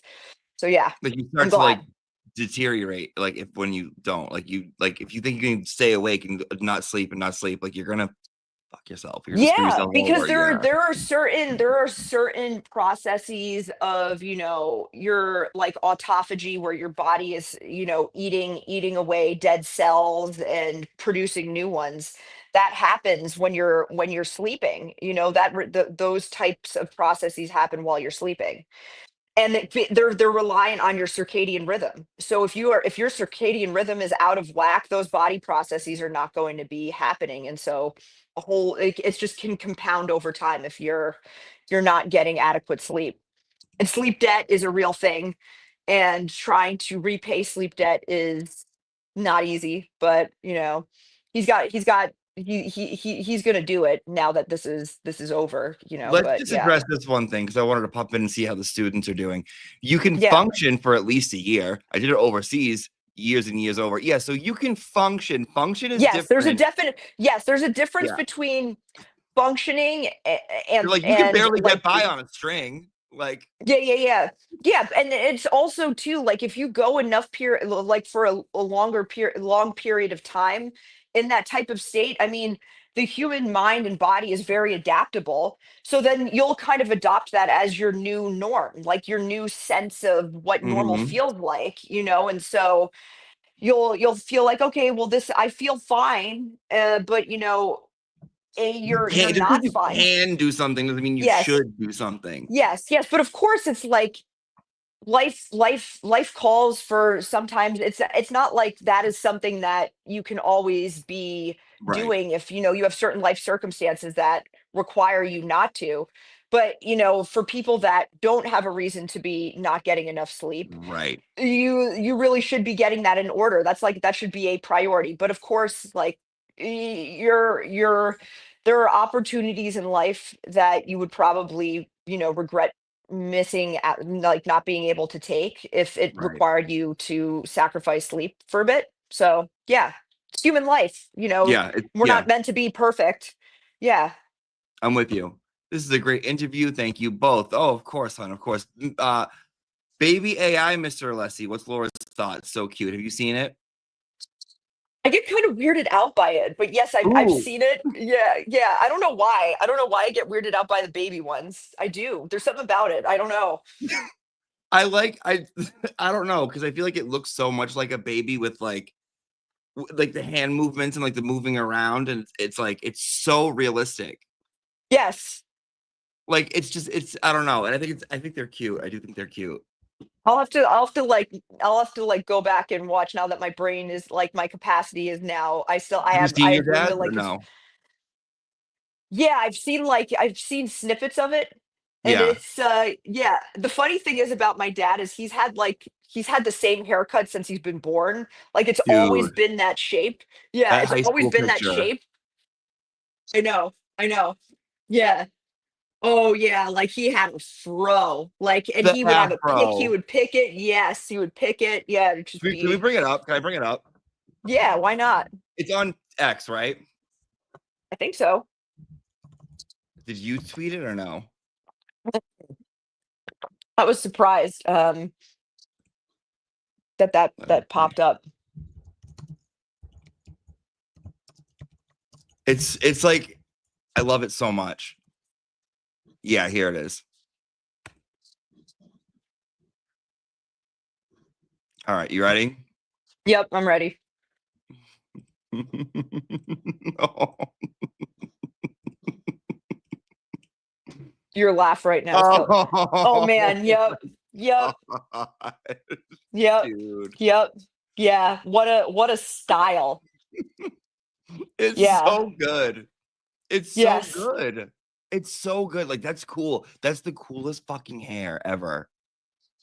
I know. It's something. And the crazy thing is I don't know where it comes from because I think he's like the only person in his family that has that hair. Like my grandmother doesn't have it, my grandfather doesn't have it. My dad's two siblings don't. Like it's just kind of like an anomaly. You It's a have like genetic anomaly. I love your Yeah. hair. I saw it yesterday. I've Uh never seen it like that, like before. Well, It's always now that the great. humidity, So now good. that there's humidity, it's like my hair is a bit more compliant in this when it's this style. And then plus, I got a haircut recently, and yeah, so those two things combined, it's like my hair comes to life like it's like this. I grew I when I was a kid, like a baby, like up until I was 3 or 4, I had an afro, and then all of a sudden it went away. Who's older, you or your sister? Man, Are you the oldest? yeah. So my sister's 3 years younger than me. She's 30. Okay. Yep. I think there's a few more about they want to ask you, and then I Yeah. Yeah. want to get into the personality stuff. Okay. Where is it? Where is it? They want to confirm your dad's age if you want to. You don't have to. 67. Okay, so 67. they like none of them believe it. I don't know what to I don't know tell what you, to man. tell He's 'em. born Yeah. 1958, so I don't know. You can look it up. That is indeed his age. Yep. I don't know what to tell. Sorry, guys. Yeah, and then Um, the other thing that I find really kind of odd is how people ask if I'm his wife. I'm oh, like, isn't that dude, weird? yeah, I remember one time when I was in college and I was at we went to this shoe store on Boylston Street and like the shoe person was like, can I it said something like, "Can I help you and your husband?" And I'm just like, God, this is just it's just a weird thing You're like, I wonder I'm when that's gonna stop. 33, Yeah. he's 67. Well, We back then look I was like alike. 20, I was like 25, 20, no, I was like 20, 22, 23. Yeah, so then that's like 10 years ago. So he was like 57 and I was like 23. I'm like, dude, That's so weird. oh, G-Force wants to know sigh. if they can know your dad's sign, and they want sun, moon, and rising, but I think just sun is fine. That seems a little too Hold personal. on, I can let me see on my phone. If I swipe up and I go to an app, will that go take me away? We'll figure it out. We'll see what happens. If not, I can All just right, invite hold you back on. in. Can you hear me? I can hear you. Okay, you can't see me? Can't see you, but we can hear you. All right, hold on. I'm gonna pull that up right now. Let me see. She's answering your Hold on. question. Yep.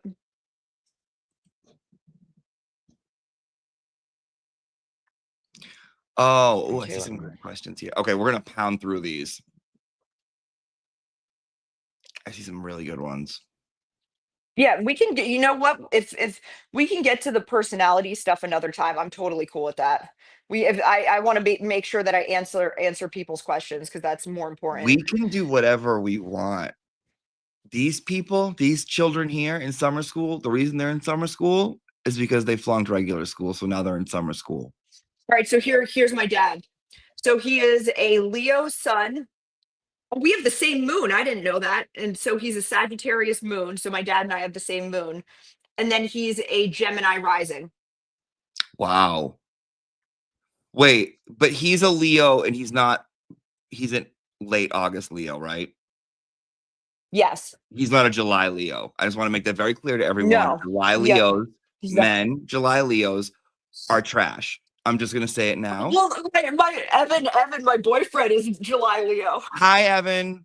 Trash. Yeah, he's at work. Yeah, he is. Well, you want to know what's really funny? He has a trophy he got at work from a while back, and it's like it literally it is an award with that is a trash can, and it's like Evan, the trash man. So Jenna yeah, Rocco right. agrees. Yep. All right. July Leos are trash. He is a trash man. So he's a good trash man though. He's a good one. I love trash. Okay, so this person wants to know. When Bob would get his cookbook out, we knew it was on. He got that big binder energy we needed. The first trial, we needed that footage of Higgy creeping around Canton PD. Thank you, Kylie Cosmos. I like this question. I like this question because I don't think it did. I think I know the answer. ProHawk VJ. ProHawk to a BJ says, did it bother Laura when Kanoni poked fun at, are you telling me what to do or are you going to tell me before you tell me? Do you remember that? Oh, I remember that. Yeah, and remember, I think, go ahead. No, it didn't really bother me too much because I full well knew everyone full well knew like you're not going to be met with like kind regards in that courtroom by the judge, and so it's just like it's what's expected, you know. And that was kind I'm not going to say much more than that because I want my dad, you Right. know, when he's on Runkle later to be able to like say what he wants to Say say what he about wants, this. yeah. But it's just like all of this stuff was a given of how things were going to go down. It's like you have to expect this kind of stuff. You can't have normal expectations. So it's just like, yeah, that was kind of not not a great thing to have to witness, but it's yeah, my dad knew that this was how it was going to be. He was not met with any surprise in terms of how it was going to be, and so just knowing like his perspective on everything, as long as he was okay, I was okay, and he was okay.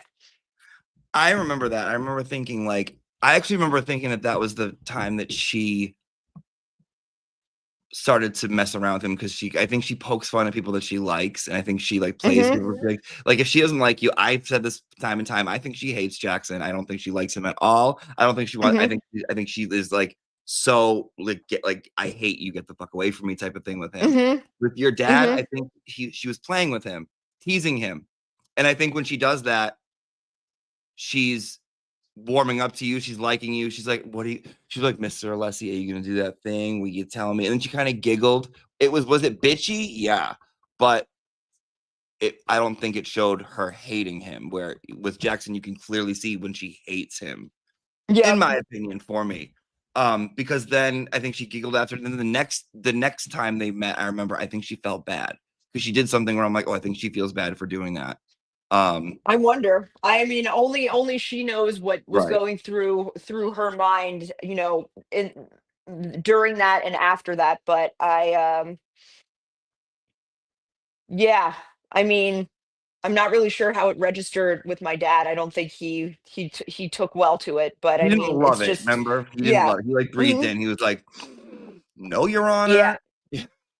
yeah. Because I mean, the thing is, like, my dad is a true professional. Like, my dad's not a Mhm. jokey guy when it comes to, especially when somebody is on trial for murder. You know, it's not a time for joking around, especially. And so I think just given the gravity of the situation, you know, that's not you're it's not the time to try and bring levity like that, especially. So I just think that didn't really, it's like didn't land well with him. That's a perfect explanation. You could see on his voice, he's like, in his mind, I feel like he's like, what are we Because doing here?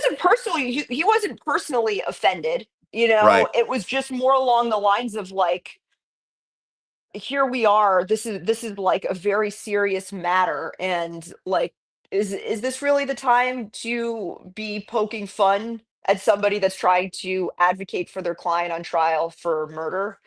I mean, I think we can all answer that question. I completely think that's Are what you it is, and there? I could see that he's like, can you hear me? Hello, hon. Hello. Pop her down. Pop her up. You there? Can you guys see her? Or no? Let me. Okay. Hold on. Let me get her back in. I'll text you. Hold on.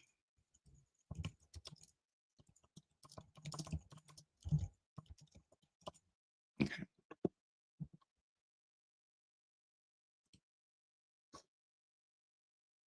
We see her, but she's off now. Yes, she's off now. I think something was going on with her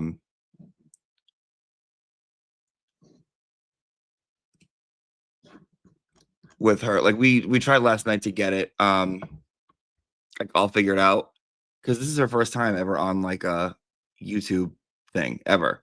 So we definitely tried to get it figured out, but she'll be back. I just sent her a message. Oh. All right. What do you guys think? Do you guys like the helper today? She's cool, right? She's nice. She's fun. She's just like her dad. I think she's just like her dad. I feel like they're literally one and the same.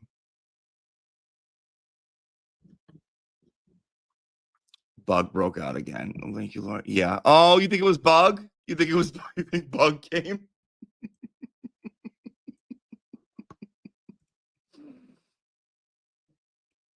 Here she is, children. Don't you worry. She came back. She knows. She came back. They want to know if it was Bug. No, I on my Wi-Fi, it keeps like I fixed it. It keeps connecting to like Xfinity Wi-Fi, Oh, I which hate when it does sucks. that. Yeah. So I just am like, forget this network, please, so that I can just be back on like the Wi-Fi that actually works.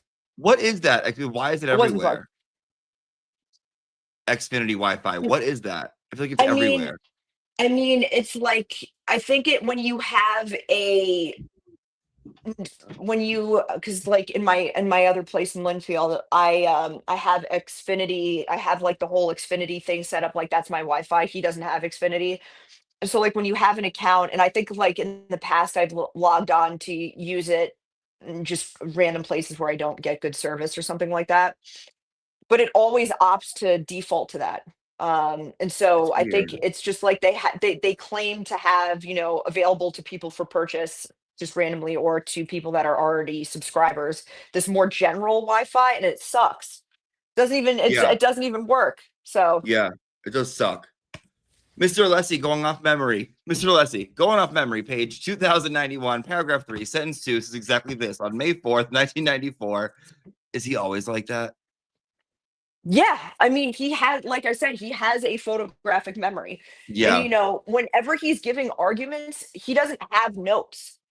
It's like he lets the documents guide him. So he just lets his color coded things with all of the documents he has to reference just guide him. So he's just kind of like free flowing up there. One of my favorite things, one of my favorite times in this trial that I have to go back and rewatch a couple times is it's all about Miss Hyde. Dude, I saved that video down. I have it on repeat, the one that you made of like, it's all about Miss Hyde. It's all about Miss Hyde. And then my favorite thing is when you go like it's like that honestly is like my favorite piece of content from the whole trial, hands down. I do not know why. It's just because your Jessica Hyde is so good. It's all about Miss Hyde. It's all about Miss Hyde. And like, it's like you standing in the library like this, and it's just like, it is so good. It's so good. Dude, I'm at the mall. It is my favorite. Were I'm you at the really? mall. I'm at the mall and someone was like, it's Miss Hyde. Miss Hyde's next. It's Jessica Hyde. My phone blows up that Jessica Hyde was going on there. but then he argues at first, and we were watching it. I'm watching, and he's like, Your Honor, it's all about Miss Hyde. And I'm like, Yes, yeah, it is all about Miss Hyde. Like, yes, dude, it's all about Miss Hyde. It's all about Miss Hyde. Like I said that to so many people because I'm just like, this is just hitting me like right in my humor strike zone. I do not know why. It was just you did. It was so good. It is my oh, favorite. I love them together up there. I love them together up there. Like I just love both of it. All right, so people want to know. Let me ask, what's the next one? Oh, here you go. What's your mama like, Laura? Is mom calm or take charge backbone that keeps the house moving when dad moves mountains in the courtroom? So my parents met in law school. So my mom's a lawyer too. Oh, okay. She retired. Yeah, she retired when I was born. And so my mom is like, both of my parents are characters in their own way. So my mom is like the most outgoing, like fun-loving, energetic person you'll ever meet. She gets like 30,000 steps a day. She's like wildly, like always on the move, always going, always doing something, like Mm-hmm. super active, runs a lot, works out a lot.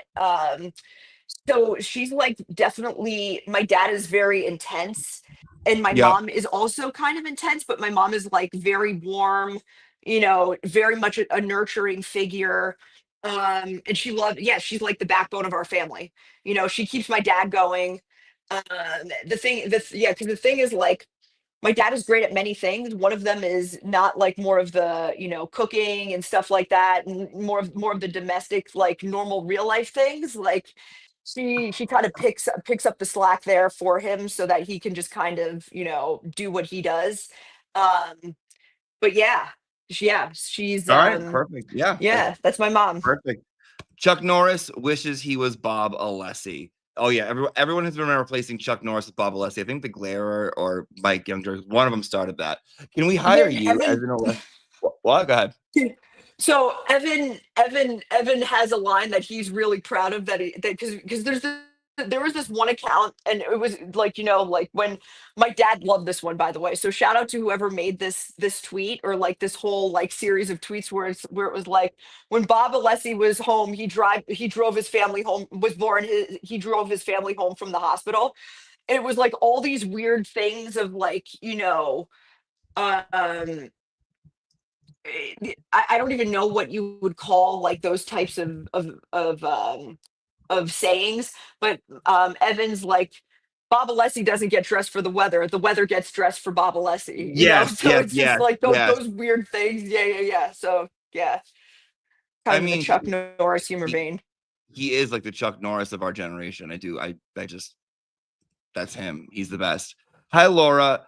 You, Auntie. I'm a fellow RPH and love your dad. One highlight during the trial is he accepted PT'd my request on LinkedIn. All right, Oh, Amy. great. Thank you so much. Z, if Alessi is smarter than Bev and Brennan with under 2 hours sleep for 3 months, they don't stand a chance when he has a good rest. They were his students. Oh, I like I that. mean, I like that. I like yeah, that. yeah. Speaking of trash, did Paul O'Keefe give you the icks in person? We heard he made a juror feel. If you wondered if you picked up any vibes, that's not very kind. But if you did, you can say it. But I mean, when I was there that one day, it was so weird, like in that courtroom, yeah, how I bet. close you actually are. I was to his family and everything, but the thing is, it was really easy to just look straight ahead. So I genuinely never looked in that direction because I just didn't. Just You it's don't want to not make them necessary. uncomfortable either.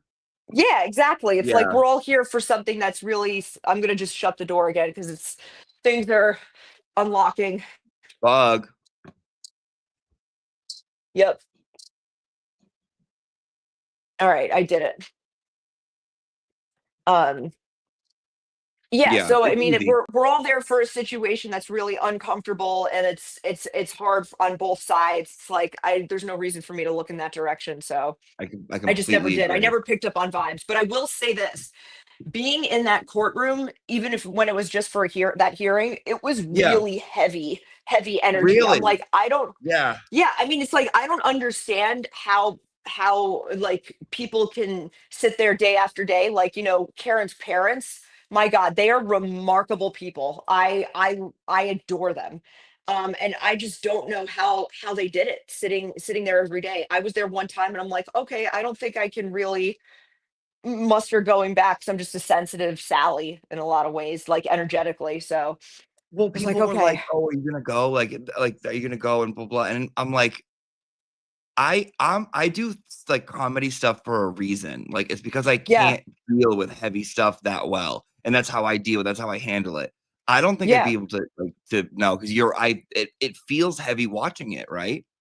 yeah. I mean, not even just watching it, it's just like I can just feel the energy, and it just felt really, really heavy. And it took me a while afterwards to just kind of get myself right again, not because of anything specific that happened, but Right. because it was just I was just there for emotions here, and just to hear my dad argue emotion. Wasn't even like the trial, but like it took me like a day to kind of feel like, all right, that was a lot.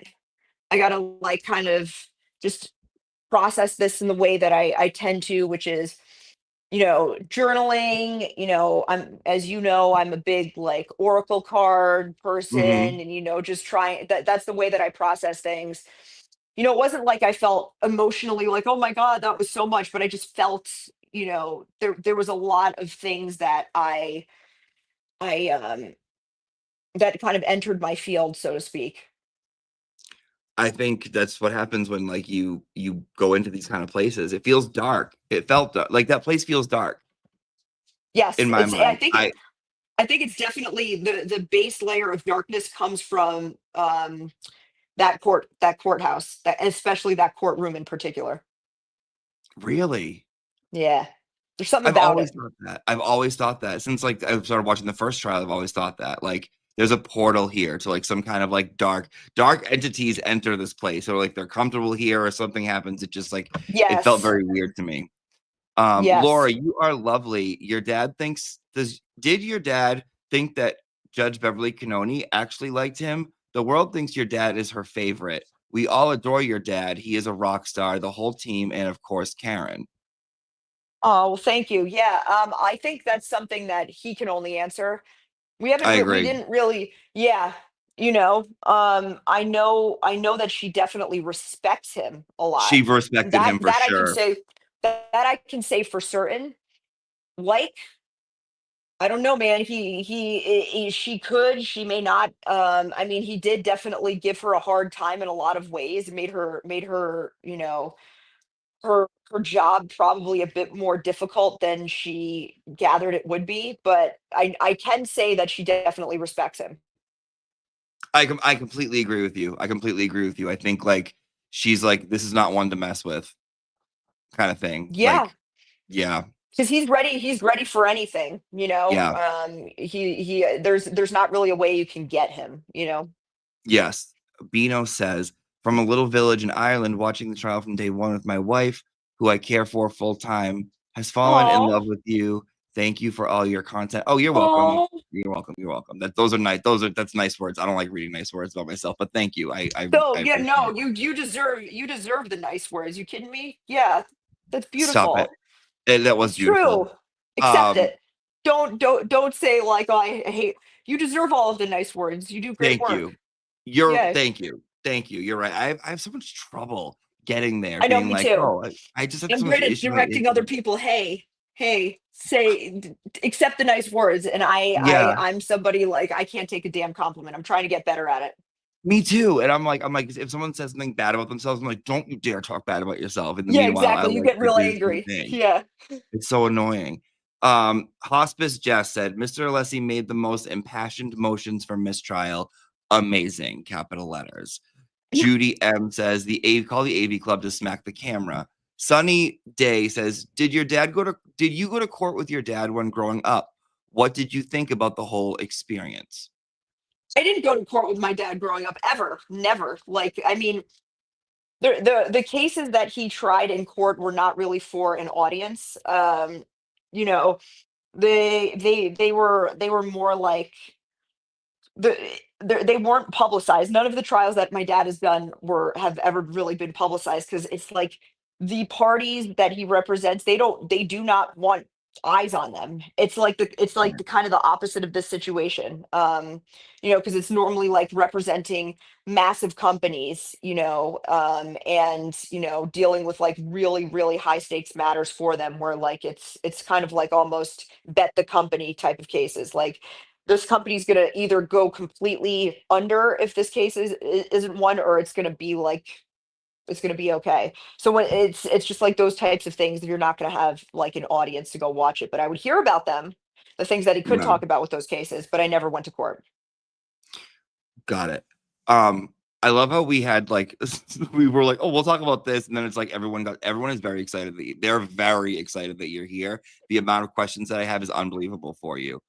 So Well, yeah, if I want to answer the questions. Yeah, I don't want to do the personality thing today. I want to like answer people's questions, because that means I mean the support from everybody throughout this entire trial, like my dad felt it hard, and I felt it, and it was just like everybody in that chat, like it just cannot be it. I can't even put into words like how much your guys' presence impacted um all of us involved, like family members, the defense lawyers, you name it. It really meant the world. So it's like I want to be able to give back to you guys and answer questions, and how yeah. did it feel to like So open up your Twitter and see everyone supporting your dad? Like in a situation that's kind of not scary, but it's like big, and it can be a it little is kind frightening. of scary. It It is is scary, scary. because this is kind of like, this wasn't a normal case where it's just the prosecution versus the defense. It was the judge and the prosecution versus the defense. So it was like the wild west when it came to following normal procedure, like having normal rulings on motions. And so, you know, there were variables in the equation that weren't normally there, and so it was scary in a way, because you don't have the normal fairness and normal parameters in which a case is being tried. So it was scary, and it was really great to see everybody maintaining optimism during this period, because it's kind of like I believe, and I'm sure you do too, like thoughts become things.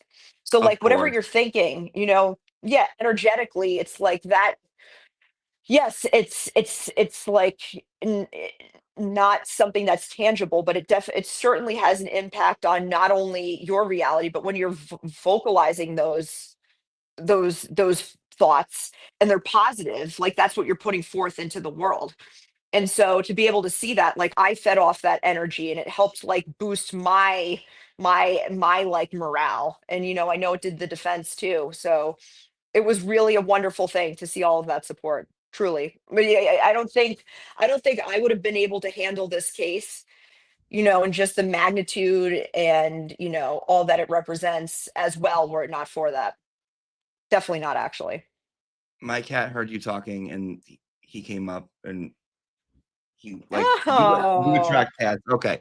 I agree with you. Fluorescent says Alessi reminds me so much of my dad. Watching this morning, I had to send him a text to tell him I love him. I'm emotional today.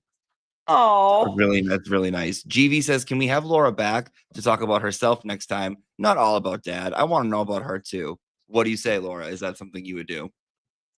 We've already talked about it. Yeah. Like I wanna, I Okay, wanna, so I there wanna you have go. this. They wanted the Yep. confirmation. You know them. Yeah. This Bob this is not Alessi. a one and done. No, it's not. No, you'll be back. She'll be No. back, man. She's a guest speaker at the school. She'll be back. Bob Alessi can open a jar of pickles by winking at it, says Michael Pepper. Wow. Meatball Morrissey says hi first. Hi to Kitty Thickums. Oh, your kitty is Thickums. Oh You yeah, have my kitty. guy. Yeah. Bug. Hold Yeah. on. Let me Well, see if I can guess. Hold on. listen, Bug. Talk to the people. Bug. Yeah, Bug has lost a considerable amount of weight. Okay, he's down 6 pounds from when I got him. So he may not be a slender man, but he's just big boned. Okay, he can't help it. He can't help it that he's the big boned kind of guy. So I I can't see any of the brought chats. So here you when I are. brought this guy to when I Oh, brought PP oh, to Sean the vet, McDonough. when I when I brought him to the vet tech was like, I was like, "Is there anything wrong with him?" And she was like, "Does he eat a lot?" And I looked at her and I was like, "Bitch, do you What eat are a you saying lot? about You my? fat bitch! You Yeah, fat bitch!" I yeah. covered his little What are you ears. saying about my guy? What are you I saying covered about his my ears and I guy? was like, "You're perfect. He's perfect. He's not chubby. Leave Did you my." really do And that? she was like, "Yeah, the vet tech." And then the vet like looked at her like, "Look at how emotional this gay bitch is getting. Don't be talking shit about his fat cat." Like, because Oh, I was ready to throw down. I was ready to throw down. I was like, "What'd you say about my son that I gave birth to?" yeah. My Right son. in front of I say him. that all the time, really dramatically. It's like my son. I say that to him all the time. It's my son. These are my children. I'm sorry. I don't Yes. care. These are my children. If you don't Yep. like it, go screw. Second, your thoughts on so Meatball Morrissey Sketty Stain, who's one of These our top names, Jesus students here. Christ. One of our top students. They would like to know your thoughts on Judson B. Welcher spreading his load. You could say pass.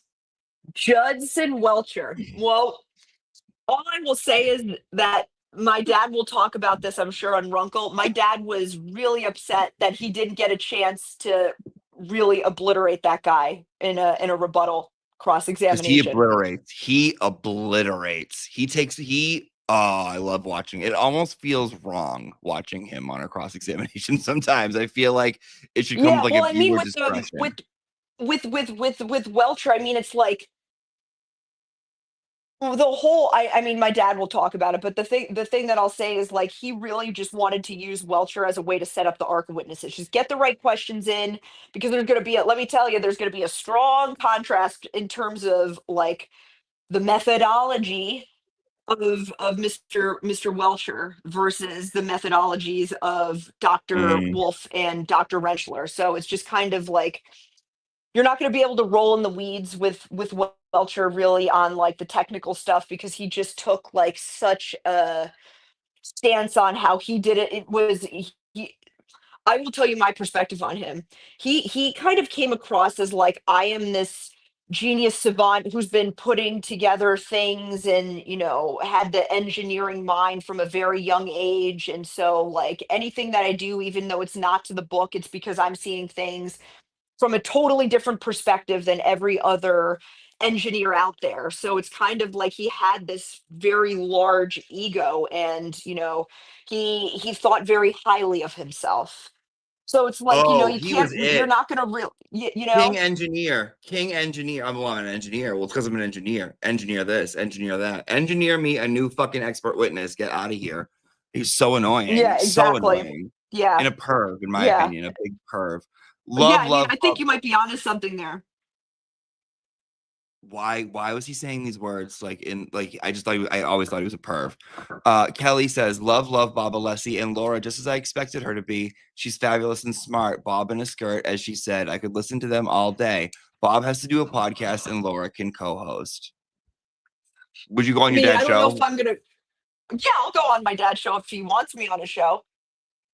I don't know what Yeah, he's I going to think do yet. That's a whole thing we're trying to figure out is like, okay, well, what is this going to oh, be? don't Because I mean, worry. there were They some will people that, they'll ask the crazy questions. They're gonna be like, so when's his first episode? Where can I watch it? Is it gonna be on Apple? Even though you're like, we haven't even figured it out yet. They're gonna be like, who else is gonna be a guest? Who do you think he's gonna have we're on? going to What's figure Laura it gonna out. do? We're going to figure it out quick. It's going to be quick. Because he's like, I want to get this started like right away. He's very motivated to do it. And it's just like, my boyfriend is really good at this kind of stuff in terms of just like strategy, etc. And so he wants to have an intake survey call with him about what he wants this to be to help kind of like give him, someone to bounce it off on. I love that. All right. Well, this comment I really enjoy. They said Sacco and Vanzetti and Karen Reed were some of the many wrongfully prosecute in the Dedham courthouse. Bad and uncomfortable vibes make a lot of sense, and that's an old case from like 100 years ago. Those Italian. Oh yeah, I Italian know. guys. Nuts. Mhm. Does your dad recite any daily affirmations? I don't think so. No, I don't think he does daily affirmations. No. Yeah, I But think he definitely probably has some sort of, I mean, I know like first thing in the morning he gets up, he's like stretching, he does like foam rolling, he does like this whole ab sequence, he has a whole routine physically to like get himself going in the morning, that I know he's very religious about. And yeah, fun yeah, fact is that him and Karen every Sunday would go to church. So they were church buddies. So it's like I know, they that was a really beautiful thing to know about. Like that was kind of like their thing that they did together. And so I know like they are he my dad is very religious. Not like a the kind of like as it's like a very sacred thing to him, and I know Karen is the same way, so that was just a really nice thing to know that they were able to do together. So I when know he that I think the reason. go ahead, What go were you go saying? go go go go Oh go. yeah, so I know that he definitely prays every day. And so I think that's more of like adjacent to daily affirmations, but that's kind of like, I know part of his routine. When they read the verdict and he hugged, I think it was Bill or Janet, I forget which one, but it was like it's the most emotional thing ever. It was you could see it in like his face, and like he strong hugged. I think it was Bill. I think it Yeah. was Bill. Yeah, it And it was. was like Yeah, yeah, it was yeah. so beautiful. It was like unbelievable. Like you can't help but cry when you watch it. He's a good Well, I man. mean, He's I a know he's a what he good was man. going through. I know they became really close. My dad has always had a ton of respect from for Bill. Um or Dr. Reed, as my dad is very much like it's Dr. Reed, Yeah. that guy, because that guy deserves that title. Um part of that is like my dad has daughters, and my dad can't imagine as a father having his daughter go through this. And so it's just kind of like a father hugging a father and being like, it's like a share. I'm getting goosebumps over this. It's kind of like a shared, I'm so glad that this is over for you, and that we did it, and that you now can have the peaceful and beautiful life that you were taken away from for the last 3 years. So it's like that was a really really powerful moment. And when my dad hugged Karen, I listened because I think you could pick up on what he was saying, and I'm like 80% sure that this is what I heard was like he said, God is with you, God is always with you, when he was hugging her, and it was kind of like, that was a really beautiful thing for me to witness, because I know that was like their shared thing, is like their faith. So yeah, that was like, oh man, that whole watching that verdict, because I was in I was in Knoxville, Tennessee, because Evan had bought a house down there for his family, because he's from Knoxville, and so he was closing on that, and so we were down there visiting his family for like 6 days, and so we got there on Thursday, and that was when Thursday, yeah, and I think closing arguments were on Thursday, and then or was it Friday? I can't Who remember all knows the the days of days word. anymore? I go by moon cycles. I don't Yeah. know the Yeah, oh, yeah, great point. It's like, and so, I was just like, I'm glad that I'm physically distant from this right now, because I would be kind of losing my mind. yeah. But then as we were getting like into the next week, and I knew we had a 6:40 flight back on Wednesday in the morning to Boston, and there was no verdict on Tuesday. I'm like, all right, it's Wednesday or it's going to be Monday. And it's like I'm going to now be here for that either way. And so I got like 3 hours of sleep. We got on the flight, got back to Boston right around 9. Immediately I'm turning on Law and Crime to just see what's going on. I had some errands and things that I had to do for a couple of hours, and Evan slept. I didn't sleep because I'm like, I can't sleep. I can't fall asleep. I have to, when this happens, it has to happen. And so then I remember I was at our house, and I was sitting and watching, and then once I said, because people on X are picking up on things before Law and Crime is saying that they're happening. So when I heard, Right. okay, they've got a verdict, I was like, oh man. And, Evan had taken off work that day too, for me to be my emotional support person if this was going to Yeah. happen. And Yeah. so, I just like, we sat in bed with the TV on, and, he was just sitting with me and like just comforting me. And I'm just like, oh man, oh my God, it's happening. And then when Judge Canoni was like, we have a verdict, but we don't have a verdict. I'm like, what are you even talking about? Like, Right. what? How can you do this to us? Well, it's not like how can you do this to us. I'm very glad that the jury took the time to make sure that they got it right. But then, people were saying, all right, they've got a verdict. This should be coming in within like the next 30 minutes again, like the real verdict. And I remember when the verdict started to be read, it was just like it felt so surreal. And it also just felt like I was waiting for the other shoe to drop in some capacity, in the sense that like this felt so good and like this was what we've all been hoping for. But, there have been so many curveballs in this case.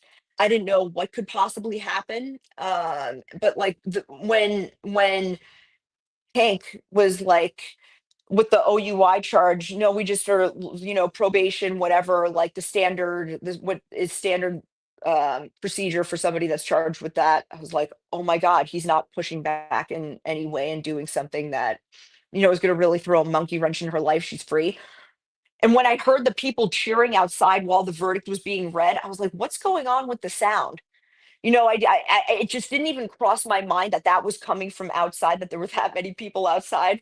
But like I rewatched that, I've rewatched the verdict being read over and over and over again, and it's just it is something that I think just it is like a once in a lifetime, once in like I don't even know how many. It's like a once in a few every 100 years sort of situation and feeling and energy that we all witnessed on that day. It just defies anything. It defies all norms. It's This whole unreal. case defies all norms. Oh Yeah. yeah, there's nothing like this ever, ever, ever, and I don't think Nope. I hope there's not ever again. Nope.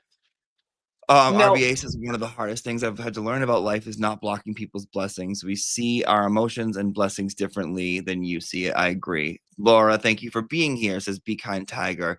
Do what you do. What do you do work wise? So like you don't have to answer that because I don't think it's like too personal. So thank you, but no thank you. KS Grammy, who should play your dad in the movie? Oh man. Jesus. I have no idea. I really Yeah. don't know. I know that they're talking about maybe Margot Robbie for Karen Reed, and I'm like, sounds about right. You need somebody that's going to be very expressive, because she's very expressive. It's just the way she is. She's a very intense person. Talk about intensity. It's just like her normal facial expressions are very intense. It's just the way she is. And so you need somebody that's going to be able to have that energy and those facial expressions. I feel like that is a requirement.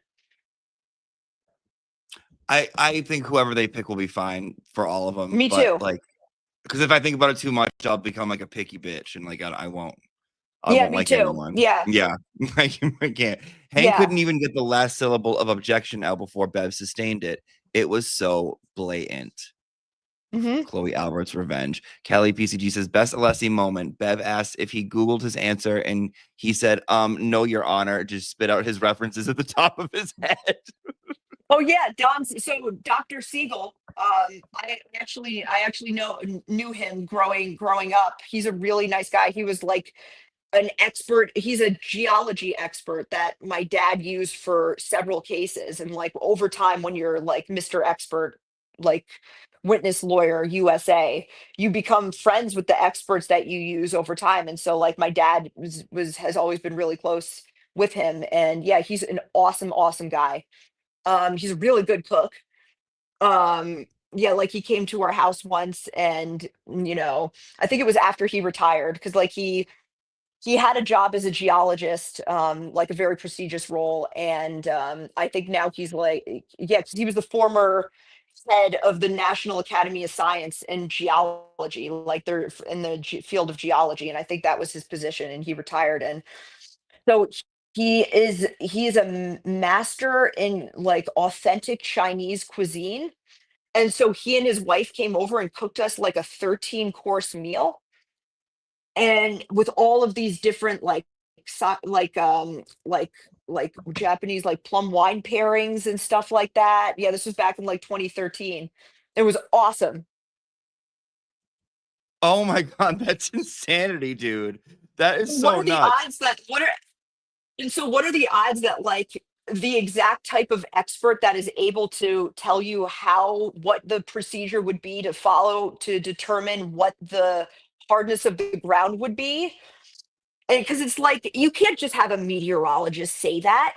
You Mhm. have to have like you have to take a look at hydrogeology. It's all of these different complex areas of geology to be able to determine the hardness of the ground. It's not just like because the weatherman said it was cold enough for the ground to be as hard as a rock. That's not Right. how this works in with expert witnesses. You have to like follow the science.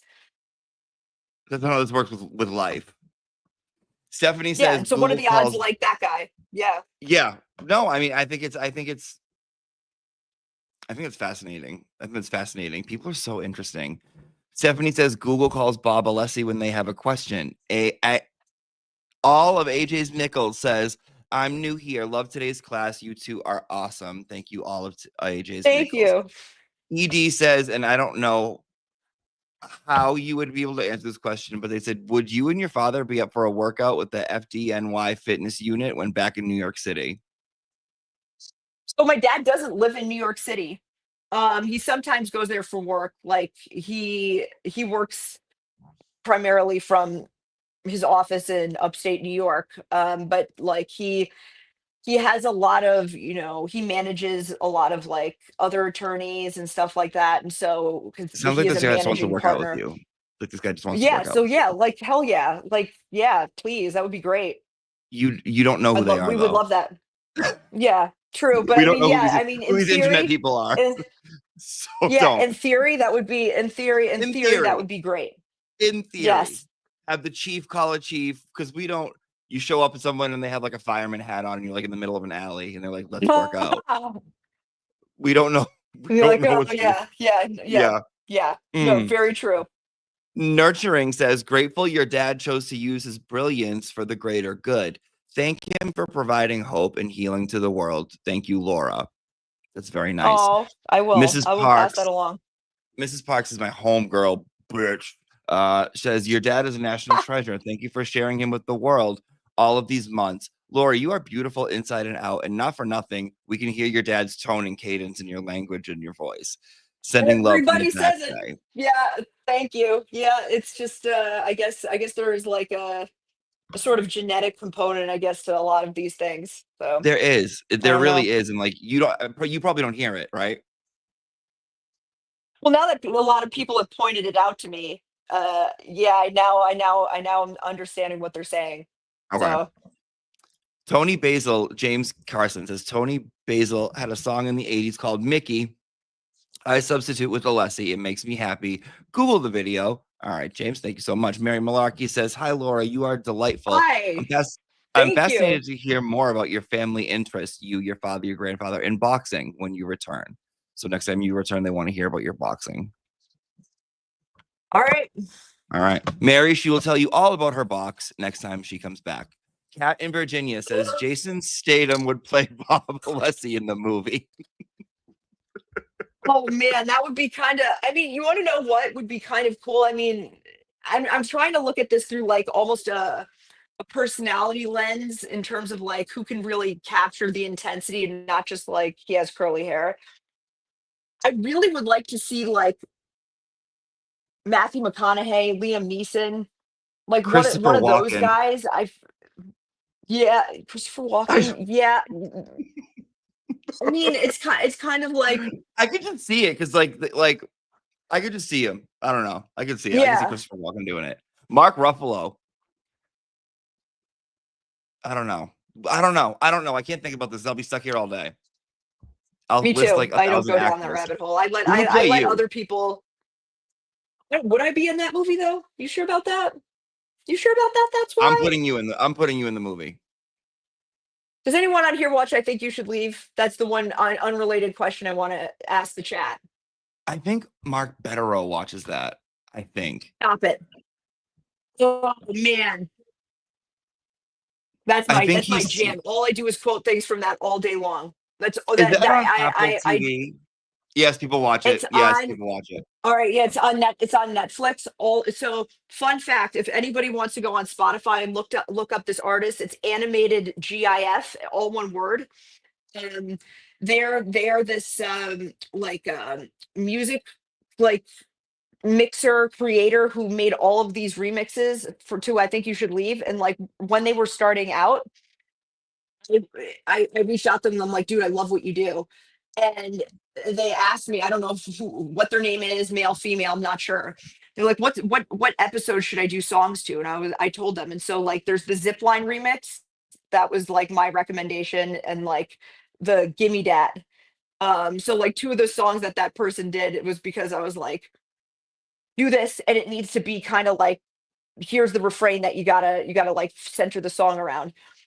And so it's a show I'm very passionate about because it's just, I love the humor. It's not something that you're gonna like, most people are not gonna like roll on the floor like, oh my god, that's so funny right off the bat. It's more of a show where it's a wormhole.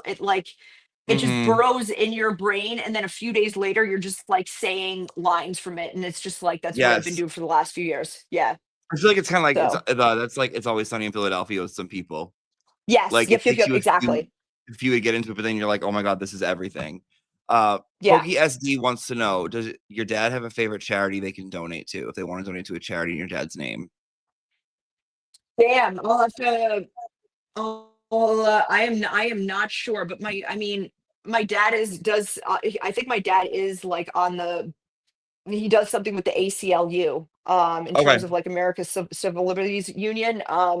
Yeah, he like represented pro bono. Like another pro bono case he did was like in the aftermath of like Hurricane Katrina. He represented like a lot of people that had lost their homes and stuff like that. So I mean, I know anything that has kind of like the more like civil rights, civil liberty, bend to it. I Mhm. know that's something he would really appreciate. Yeah.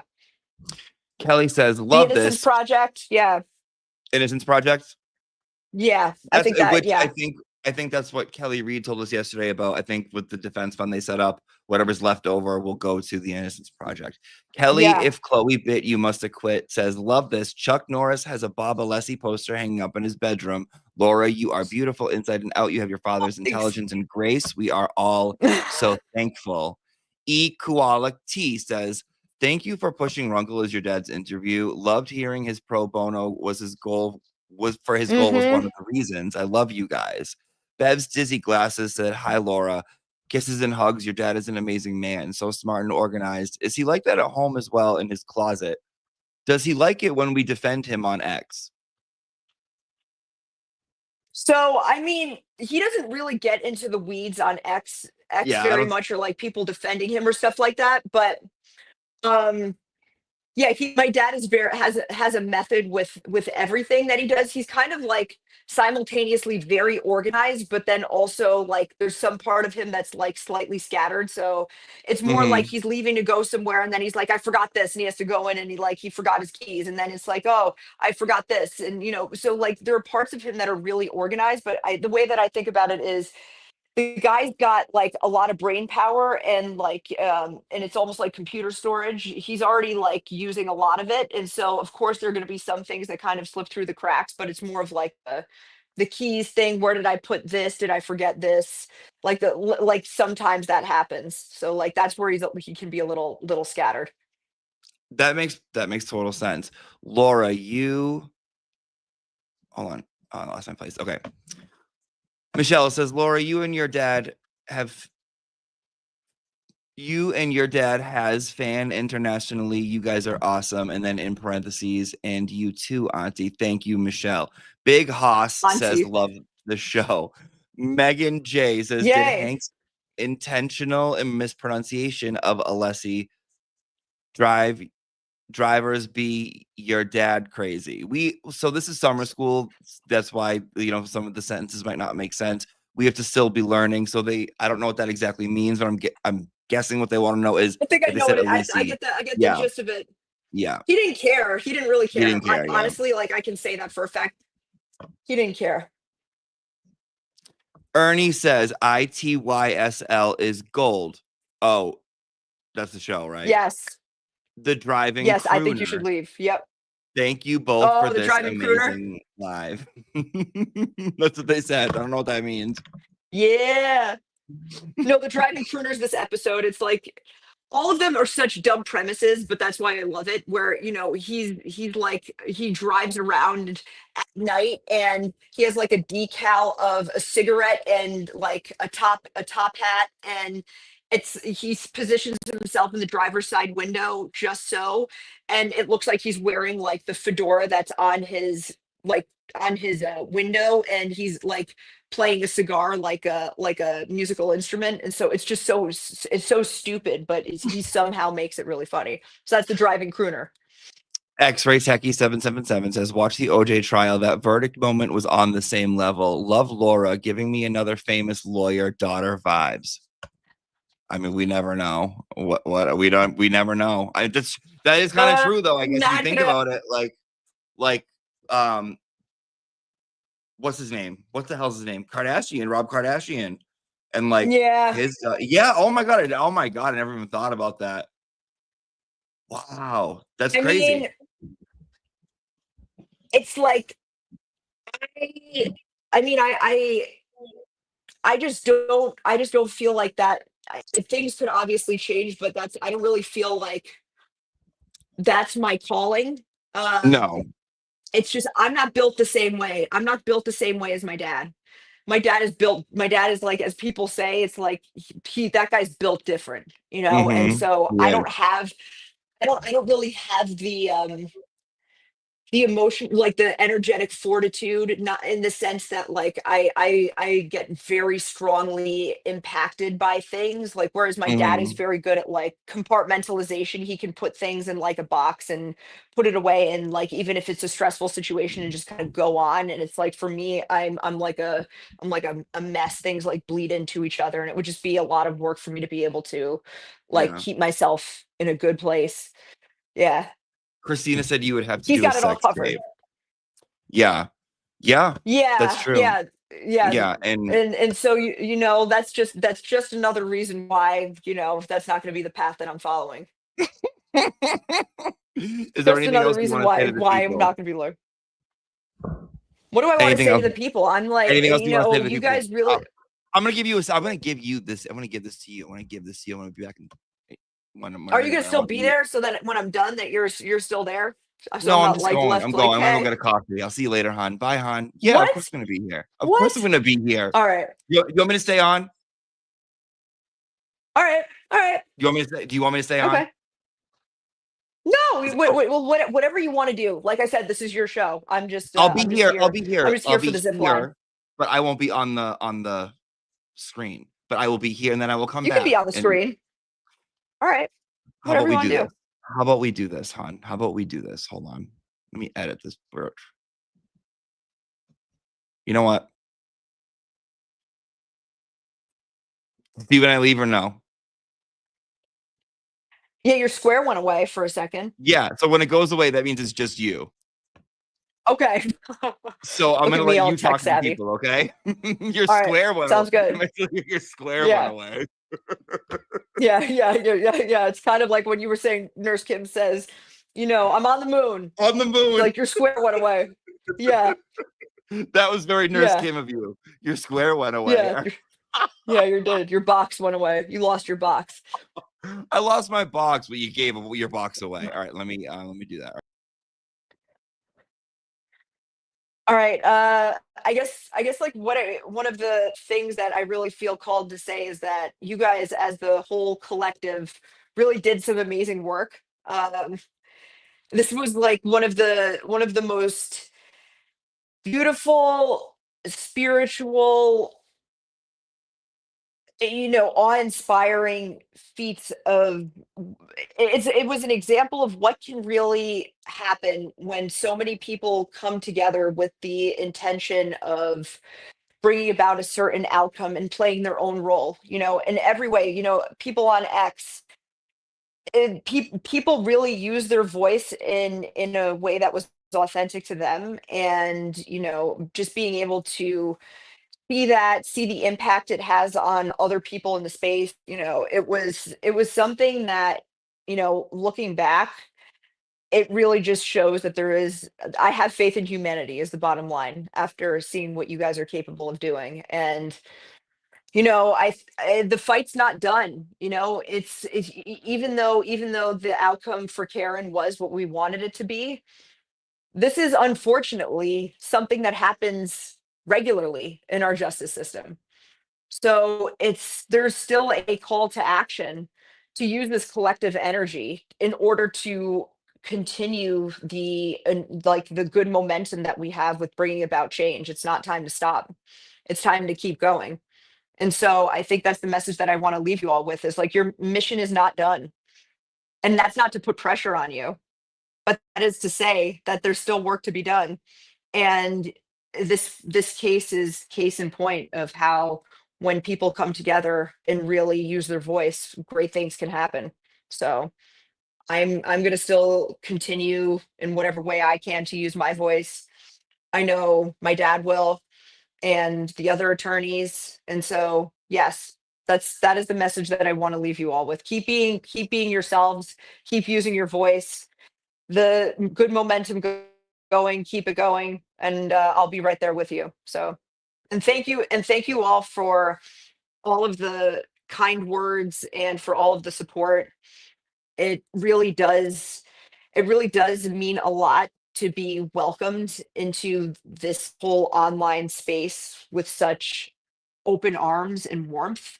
And when my dad first came on the case, I was kind of concerned, because now he's in the public eye. Do I have to worry about his safety? Do I have to worry about, people really going hard after him? And of course, there were people that were trolling him and what have you, which is just par for the course. But it was so outweighed by all of the positivity. It's just like the negativity just didn't even for 1 second bring me down or him down, or really deter us from doing what we needed to do in order to keep things positive for Karen and the team. So that is my PSA complete.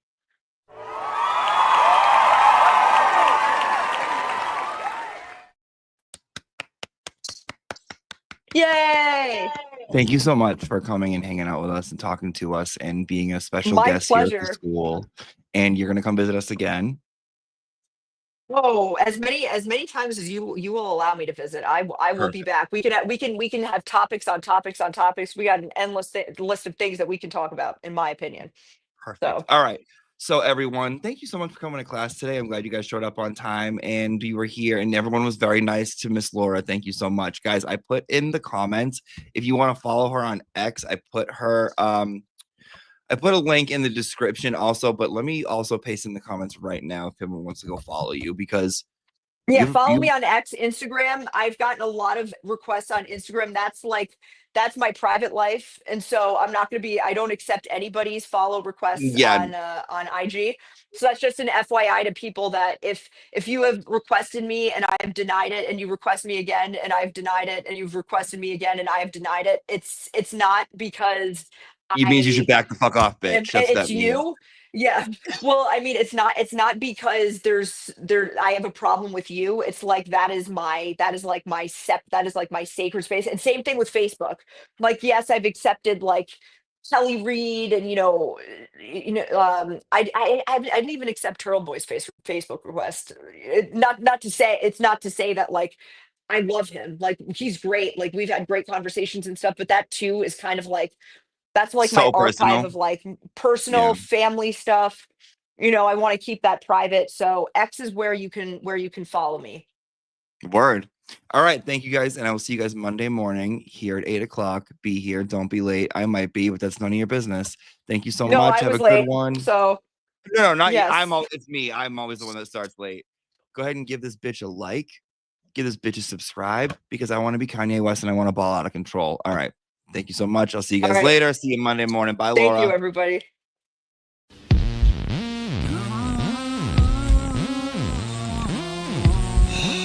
Jesus, Leah.